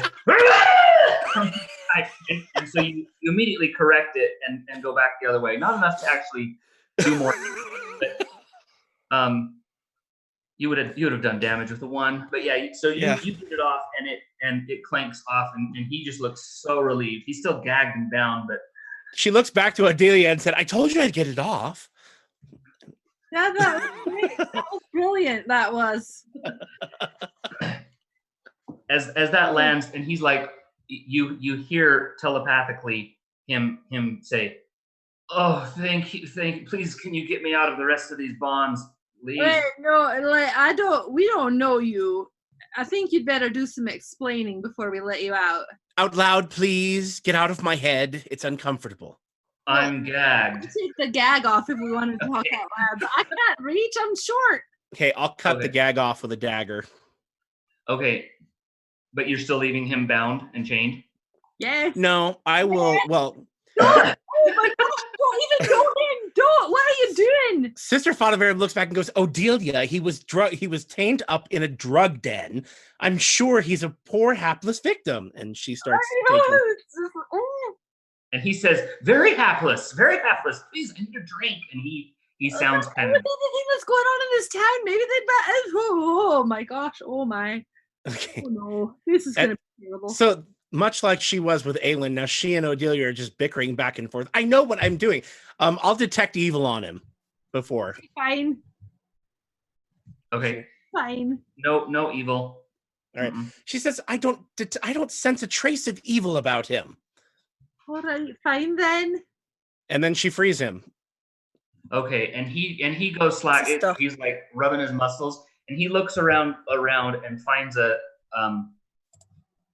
wine bottle that's been displaced, and he picks it up just to have something to drink. And he's like, "Oh, I'm so thirsty." He's Thank you. Not thirsty like ooh, needed a hit of something, like thirsty, like dehydrated. yeah. Which I know wine is probably not the best thing to hydrate. Here. You know, when you're dying of thirst, you'll take Yeah. anything. So he All right, says, she says, "Who are you?" he says, Never mind, "Oh, come upstairs. She drags him by the arm and pulls him upstairs. okay." Everyone's gonna want to hear this. He says, wait, my bag. And he's looking around. You see a bag hanging on a hook in the corner. I'll grab that and follow behind them. Okay. Okay, there, we've got your bag. And she goes dragging him up the stairs. Okay, so he goes up. He looks to be sort of maybe if in human age maybe 45, but he's obviously half elf. And aside from having been mistreated, he looks to be in pretty good shape. Like not a he's works out a little bit. Very very limber. He says, my name is Varys Cloudrunner. I am a priest of Nombulus. Do you know of Nombulus? What's the religion check? A 10. Okay, yeah, I know. That's a 16 for me. And he looks around and sees the others. He says, "Oh dear, did you lose one? Did you lose a member?" All right, Sister Fodiver looks to Aelin and she goes, "Aelin, have you not managed to wake her up yet?" She's drugged, sister. We're going to have to perform a cleansing ritual to get her out of it. Time may get her to come to her senses, but that may not be for days, perhaps even a week. Days? Yes. I'm struggling as well with Is this. that a cart? The half elf, he kind of looks at her, and you see his eyes like focus right on Aelin's prone form, not Aelin, Lavender's prone form, and he says, "She's right. She's not going to be out of that for quite some time." Very How did you unfortunate. How did you come to be here, tied up, and with that contraption on your head? Oh, horrible thing. It made my telepathy so painful, and I don't think people could understand me. No. She hands the contraption to It Aelin. sounded like gibberish. Why I was am afraid I of your- that. Why am I your pack horse all of a sudden? You're not my pack horse. It's an object of evil magic. I would figure you'd know what to do with it. I'll send it to Mother Morgra, I suppose. Mother Margaret's like, "Oh, I got 3 of those." Yeah, keep him at the back. I use one for weekends. Yeah. So anyway, does he No. answer? He says, "Well, I had hoped to infiltrate the ranks of Shycraws, but I didn't know they were in league with the Fae. I knew they consorted with devils, but, well, in any case, our Dane, that smooth-tongued snake, had me brought here and captured. Have you seen the fiend? Did you face Ardain? Was he here? A shepherd of the night?" Didn't Odelia and I run into him? Yeah, he was back at the chapel. Supposedly, he's the one you looked at, and he showed as being lawful good, just like you. Sister Fodiver looks at Odelia and her eyes go wide and she looks terribly embarrassed and starts sputtering. I checked him.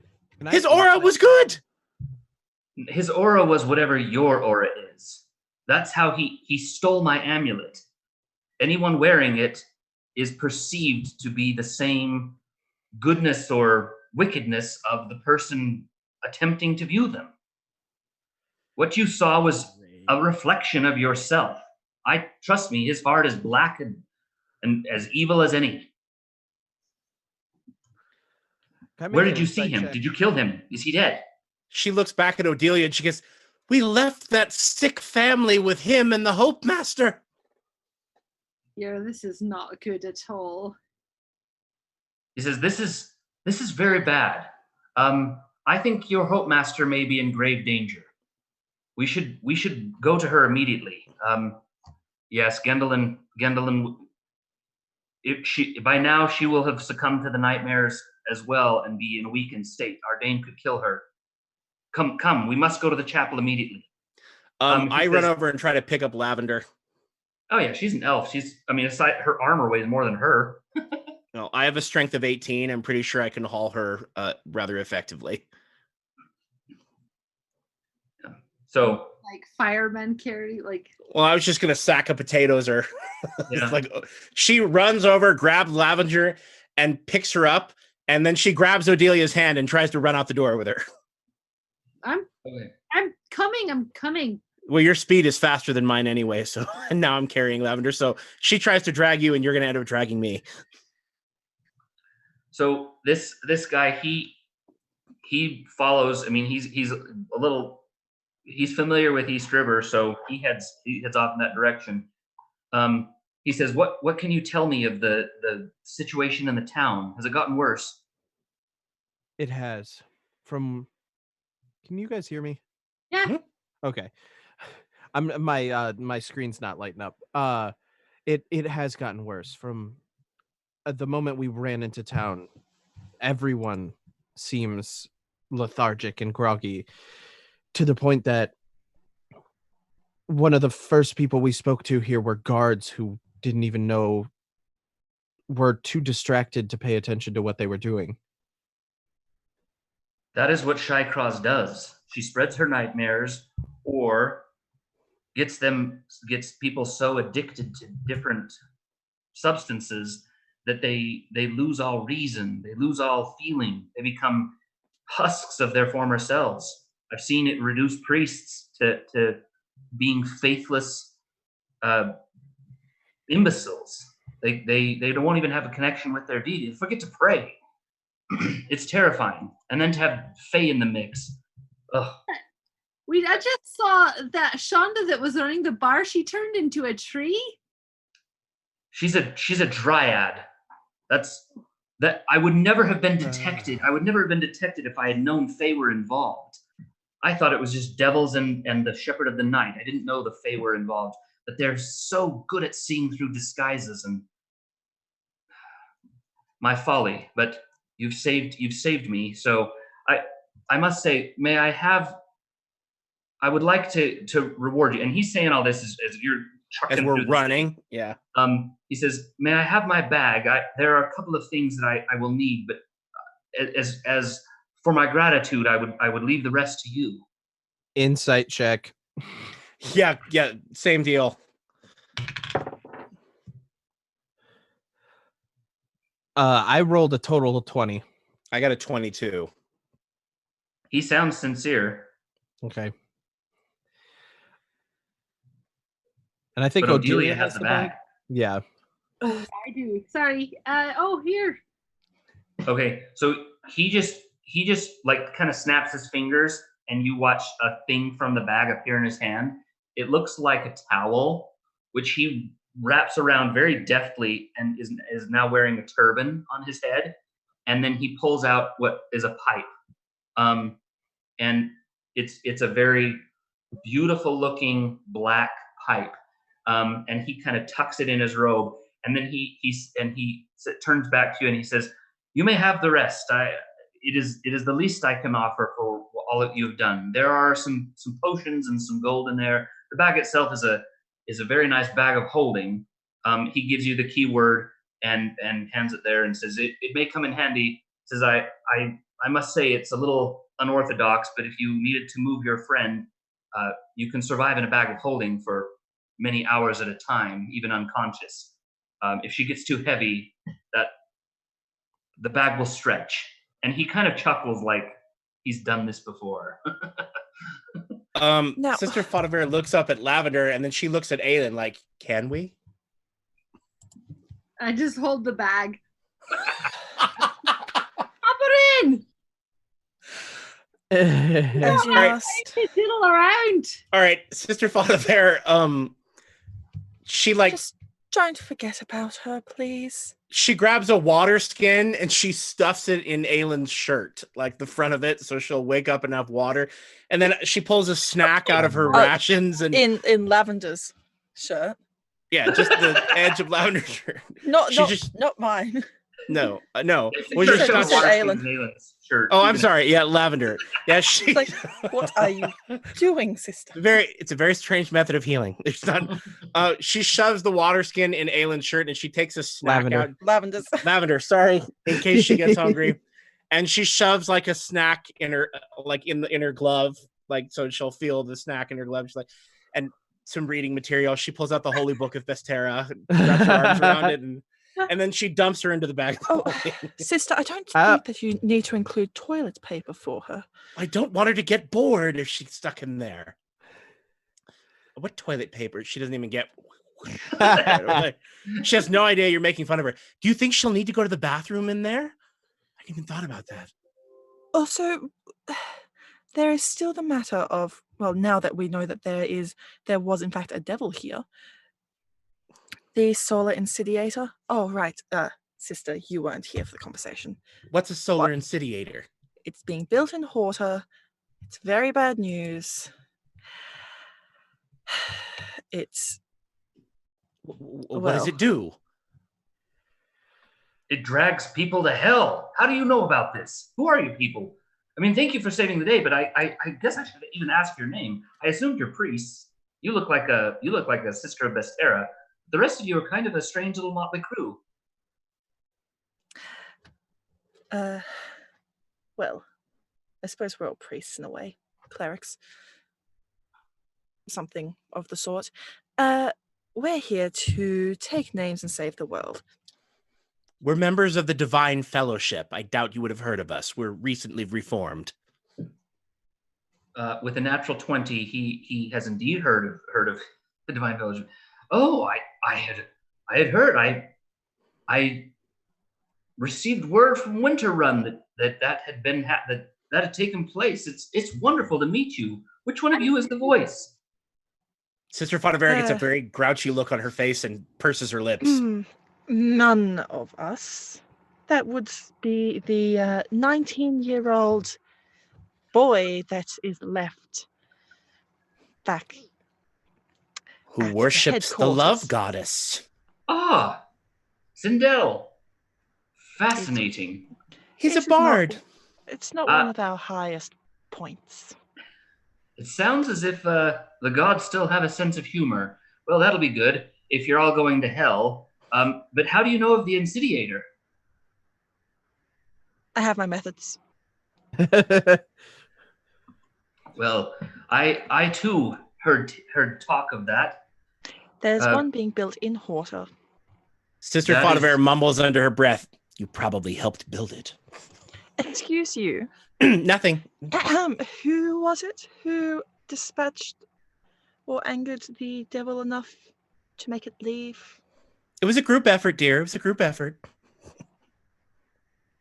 Are we still sprinting, by the way? Are we there yet? Or are we like... No, it's clear on the other side of the city. We have to cross a quarter-mile bridge. Yeah, we should be moving faster now that we're not just a sack of potatoes. Yeah. Yeah, we're moving. I mean, we're trucking, but yeah, I mean, it's as fast as we can get there, but it's still quite a distance. He says, yes, it is in Horta, and I heard them speaking. It sounds as if it is in Vanguard Fortress itself. Did you know there is a Knight of Hell possessing the Tri-Lord? I did not know that. Sister Fonavera's jaw drops and she trips over whatever is in front of her. Yes, Sir Hannemum Bertrand, Tri-Lord of the state of Horta, is possessed by a Knight of Hell. You have no idea how awful this is. I do have an idea that this is getting worse by the minute. We have an idea. So Sister Fonavera is hyperventilating. So why is the voice not with you? They were that headed to certainly Horta. knows. He went to Horta. He went to Horta. He went to Horta. Well, I'm afraid your divine fellowship may not be long for the world. One of you is going to have to be the voice. I hate to be a pessimist, but that's really quite awful. He's likely walking into a trap.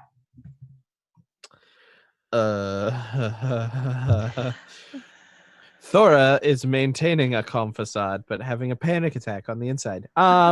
Just like Well, me currently. what- Someone tell me why didn't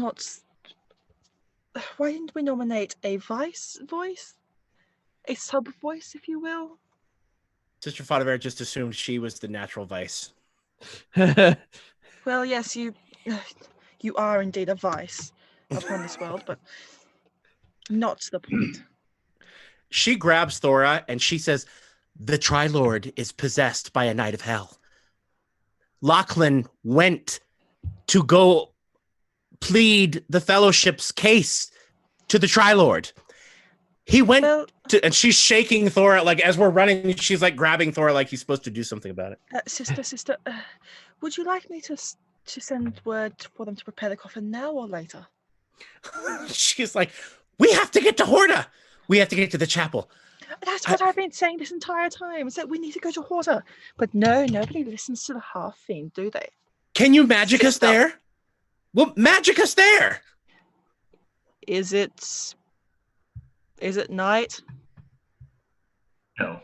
No. Sorry, sun's out. We've got to Can't finish do it. taking care of the problem here first, don't we? We need you need to save the Yeah. Hope Master. If Yeah. anyone can help get you to Horta faster, it's the Hope Master. Okay, as you guys cross the bridge, Just and dragging to that other Thora. side, you see black smoke in the distance. Oh. I And- can't even count how many problems we're having on both my hands anymore. Yeah. This priest, Varys, he says, "Well, again, I don't like to be the pessimist, but that smoke looks disconcerting." He's like trudging along. You Thank you. come around the bend, and indeed, the chapel is on fire. I didn't realize they had legalized this state. Yes. Odelia, water it. You see in front of the chapel, like on the grounds, you see the Hope Master Gendolin, Remy, that old man who who still looks kind of like eyes glazed, and Bastina, they are finishing a fight with a couple of boggles. You see some dead boggles and some toad-like devils that are there. They're all a little bit wounded, but they seem to have handled things pretty well. And they look up. I mean, you see Hope Master Gendolin just beating the snot out of one of these devils, and distracted a little bit by the flames behind her, just kind of screaming, not out of control or frantic, just rage, like outrage.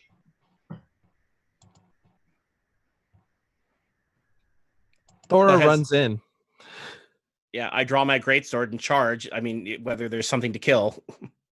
Yeah, it's mostly hacked apart, and she sees you run up. The devils see you run up, and that much of a distraction, and she finishes the last one off. A boggle teleports away, and she turns back and looks just grim at the side of the chapel ablaze. All right, Sister Fodivere runs over and goes, Odelia! And she points to the fire. I don't think I have anything that won't just knock down the building. Honestly, I have a lot of really strong waves and stuff, but I don't think I have anything that can help. Oh, I'm so sorry. Varys says, why do you to Sister Fodivere, why do you think that this lovely halfling could be of help in this situation? She's a priestess of the sea goddess, and she's been soaking us all day. He says, he puts a hand on your shoulder and he says, if it is the will of your goddess, pray and let see if she will answer today. I will lend my own faith to your prayers, small one. All right. So I never very good at the non-battle things, but so I just say, so there's this church of Bestera. She's really nice too, and it's on fire. So if you could send some rain, that would really be helpful. Thank you and goodbye. Okay. She's leaving a phone message. That's awesome. So you finish your prayer, and he kind of like, you look up at him, and he's giving this sort of teeny bit condescending but reassuring nod, like, well, good effort. And then you feel your whole body start to tingle, and the rest of it are like the rest of the group is watching Odelia, and she starts to like almost spaz out a little bit, and you see her rise up a good 15 feet up in the air, and from her body comes this just full wave of holy water that washes over everything, putting the whole thing out. And then she descends to the ground, like perfectly dry. And I knew I could do that. I knew I could do that. It's all right. The Bastina, who's the young cleric of there, she's just looking at her like in awe. And Gendolin, Hope Master Gendolin, who's still looking, haggard and tired, she says, and that is why we never forget to pray, and why we will win every war against these enemies. And she just looks very, very pleased and kind of rests her hand on your shoulder. But it is overwhelming. Like, you feel you have just channeled, not like a channel divinity, but like a channel, the big D divinity. Okay. And the D and divinity. Thank you. The D and divinity. D and divinity.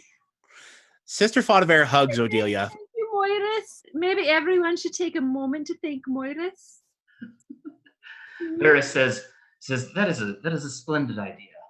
And then he kind of bows his head and begins a prayer. Thora does as well. Sister Faudever thanks Bestera for letting Moiris help. Aelin stands there very awkwardly, just looking at everything, which is still chaos. Hope Master Gendolin says, so Ardain is not a good man. And she's just like beside herself. She says, after you left, I was trying to tend to that family that was left here, and things started going downhill. It was like there was trouble outside, and then we heard a ruckus. It was just overwhelming, and Ardain was there, and I thought he was there to help, and these horrible fey creatures and those little toad devils were here, and I thought he was there to help, and then he turned on us. And only the sanctity of the chapel gave us the strength to defend against so many, and he defiled that by lighting ablaze some sort of hellfire on the altar itself. The chapel will have to be re-sanctified, but he fled and left us to fight against these fey and devil creatures. Tell me that there's hope here, for that you were able to succeed in some way. Well, Lavender stole the tea. We drove out Chandra. Yeah, that tea is terrible. Don't drink any more of it. That's the bad stuff right there. And she walks right up to Aelin, like really close, and says, "We haven't met, but I'm guessing, yeah. by the look of it, you worship Vana, I imagine." Yes, I do worship Lady Blackcloak. Well, we need all the help we can get. It is good that we have your unique perspective in these dark times. And she doesn't say it with the least bit of insult. It's like, okay, well, if you're gonna fight the devil, why not have the goddess of black magic? Yeah. Okay. She says, Sister Fadavera says, well, hopefully with Ardain gone, your nightmares will go with him. I don't know that we found any other evidence of what might be causing it. Apart from the tea. Yes, I can only assume if they were in league with him that the tea is a ruse. Were you able to discover anything about it? Yes. The tea. And he sighs like I just did. He says the tea contains several key ingredients that cause major levels of addiction and can interrupt your connection with divinity. She looks over at the old man, Remy, and she says, come here. And she pulls him over and really kind of not very kindly peels open his eyelids and is looking him over, like doing a check of him. And she's like, that's what's wrong with him. He's not going senile. He's drug addicted. My goodness, half the town is probably in this same state. Or more. That's what we put together as well.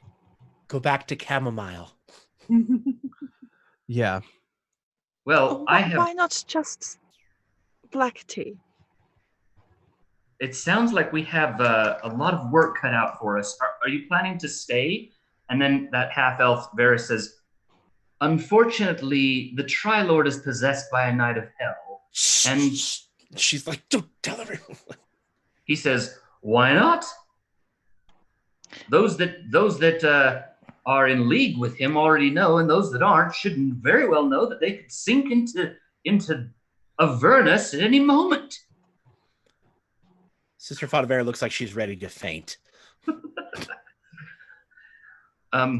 He says, I think that'll help their nightmares. Yeah. He says, where is the fiend? Where is Ardain? And she says, he fled. But I'm not sure. And that's when Bastina, that young one, she says, I heard him say something of a garden. But the only garden I know of is a greenhouse, not too far from here. Perhaps it is there to which he has fled. The source of the drugs. Would make sense. I suppose you couldn't. I don't know. Well, Sister Fadavera looks at the three of you and she says, I know we need to get to Horda, but I just don't feel like we can leave if Ardain might still be here. We have to go to that greenhouse. Maybe we'll find something that we can wake up Lavender with. Yeah. DM, question about Animal Messenger. What's the limit on space? How far can I send my little friend who wants to send a message? It's the speed of it's based on the speed of the animal and how long your message, like your roll, how long it's compelled for. So if it's compelled for 8 hours, it's how far that animal could get in 8 hours. Okay. Don't pick a sloth or like a slug or something. Yeah. So realistically, like even if I were to pick like a peregrine falcon, like one of the fastest animals on the planet, it wouldn't be able to reach Horta from where we are.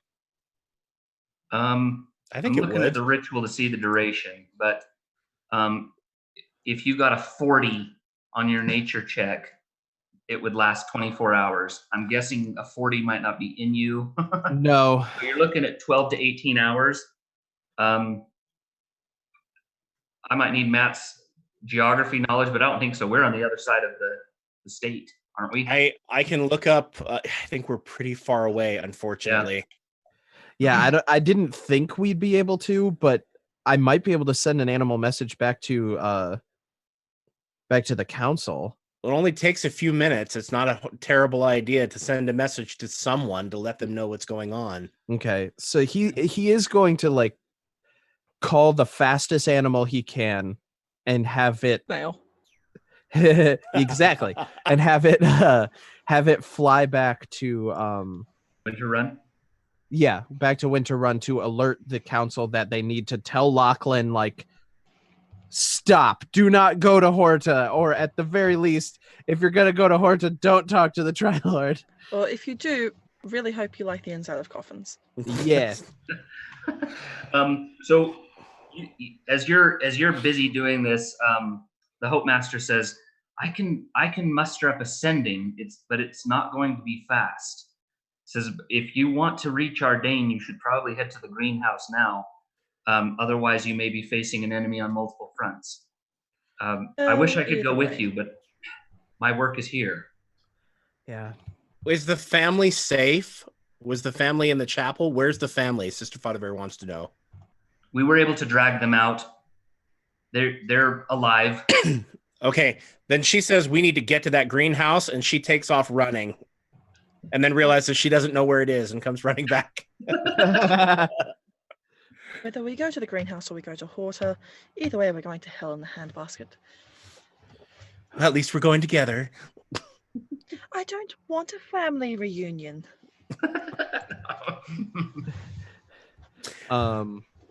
Thora asks for directions. Yeah, where's the greenhouse? Where's the greenhouse? Bastina says I'll run part way with you and can point it out. So it's not too far. I mean, it's a 5-minute run, so okay. not too bad. You see it in the distance, and that we do actually have the map for that. When you reach the greenhouse, let me just show you real quick.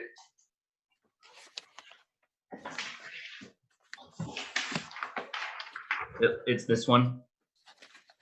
It looks like that. So you can see that path. You can come up the path, yeah. And inside the greenhouse, if you'll notice on that far side, that little star-looking thing, that star-looking thing is a portal. And like finishing that portal, you see Ardain, and he looks like kind of sheepish, which is a good look for a shepherd of the night.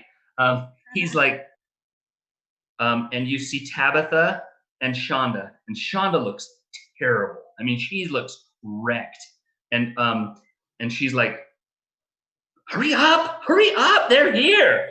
And the plants in the area start to writhe like they've been animated. But you, just as you glance at it, like Thora, you're able to look and you see the exotic plants, the one that never grows this far north, growing there, that was used for the purple stuff that the kids were addicted to. You see some of the other things that you're like, oh, I bet that was in the tea. I bet that was in the tea. I mean, this is the ATF really needs to come in here and deal, or the DEA come in here and like deal with this greenhouse.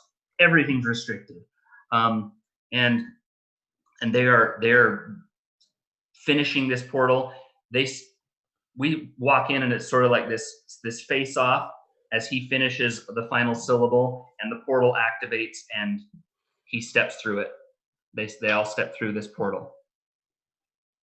Crap. Is it still active? Oh yeah. We see anything through it? It's dark. I mean, it looks like not night. It just looks like a dark room on the other side. Well, want to protect me. And Aylin's going to go and jump in. Sister Fadaver is embarrassed that Aelin showed courage before she did, and she goes running after her. Thora pauses just long enough to say a quick prayer, and he says, Finhafara, I know that nature is your sphere, but please send someone to destroy these cursed plants. And then he jumps through the portal. she I'm alone, and I said, "This is a terrible, terrible plan," and I just jump in. Oh my gosh. Okay. And welcome to Avernus.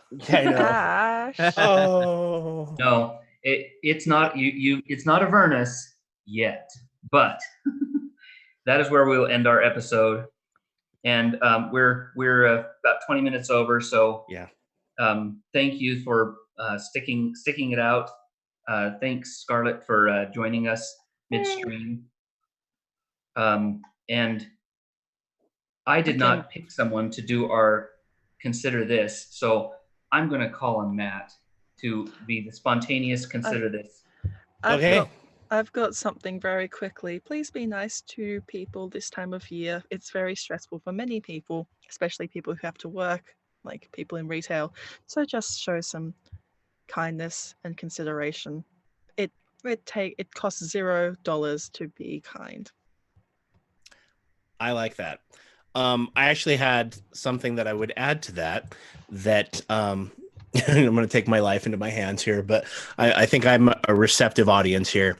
So I'm not as connected to a lot of the D&D people as I know Scarlett is, but Wizards of the Coast has made some decisions recently about who they will associate with on their streams and on their live stream games. And some of us are pretty upset about that. And I was just speaking of it being Christmas and it being a time of year to be kind to one another. My family was just listening to the New Testament online, and there's a parable where Jesus is talking about inviting people to your feast. And he says to everybody, don't invite your friends. He says, invite the poor, invite the needy, invite the sad, those who need to be uplifted. And that really struck me because I like to surround myself with my friends. Holy Rollerz is full of people that I love. I adore all of you, and I love playing D&D with you. And you're such good people. And I thought, how often do I not go outside of myself to kind of reach out and invite people to my feast, whatever my feast is, whether it's a D&D game or whatever. And so that's my thought to go along with Scarlett's thought of being kind to people. That's how we met, because we were from very different groups. Mm-hmm.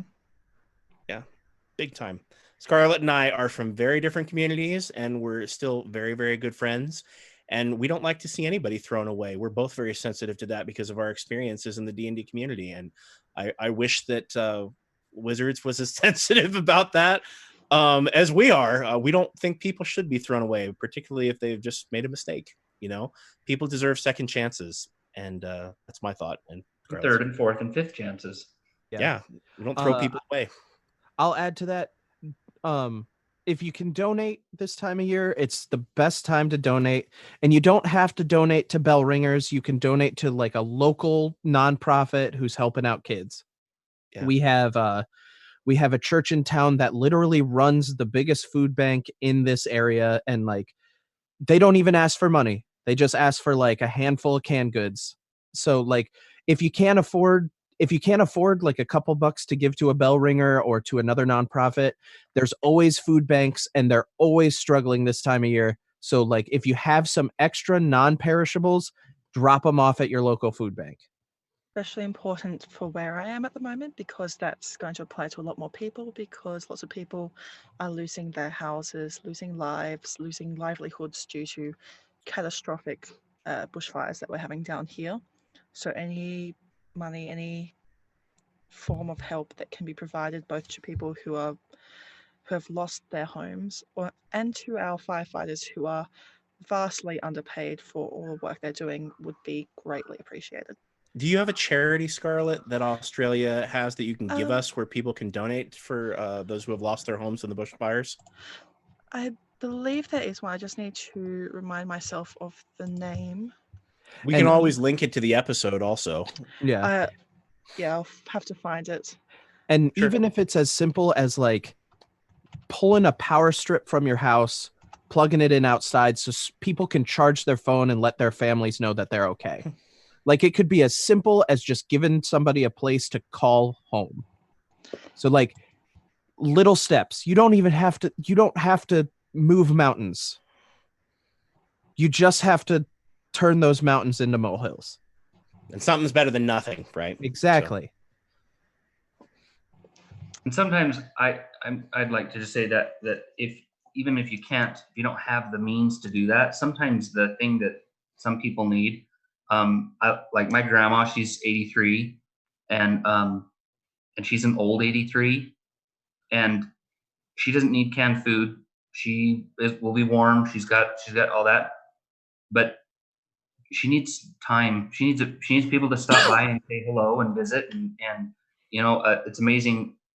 She doesn't want to be visiting all the time, but she wants, if she had a half hour in her day to look forward to someone coming and paying a visit, it would just go a long way. And I think there are a lot more people in that situation where that they'd rather have a fun visit than even a can of tuna. Yeah. Cool. It's a whole different kind of nourishment. Yeah. Well, and the one place you can donate is, I know you can donate directly to the New South Wales Rural Fire Service, or you can also donate to the Australian Salvation Army disaster appeal. Okay, thank you. Thanks for joining us. Thanks, John, Tommy, Annalise, and Matt. I had a great time, and we will see you guys in 2 weeks. Merry Christmas. We'll see you back here on the 30th. Okay. Good night. Bye-bye.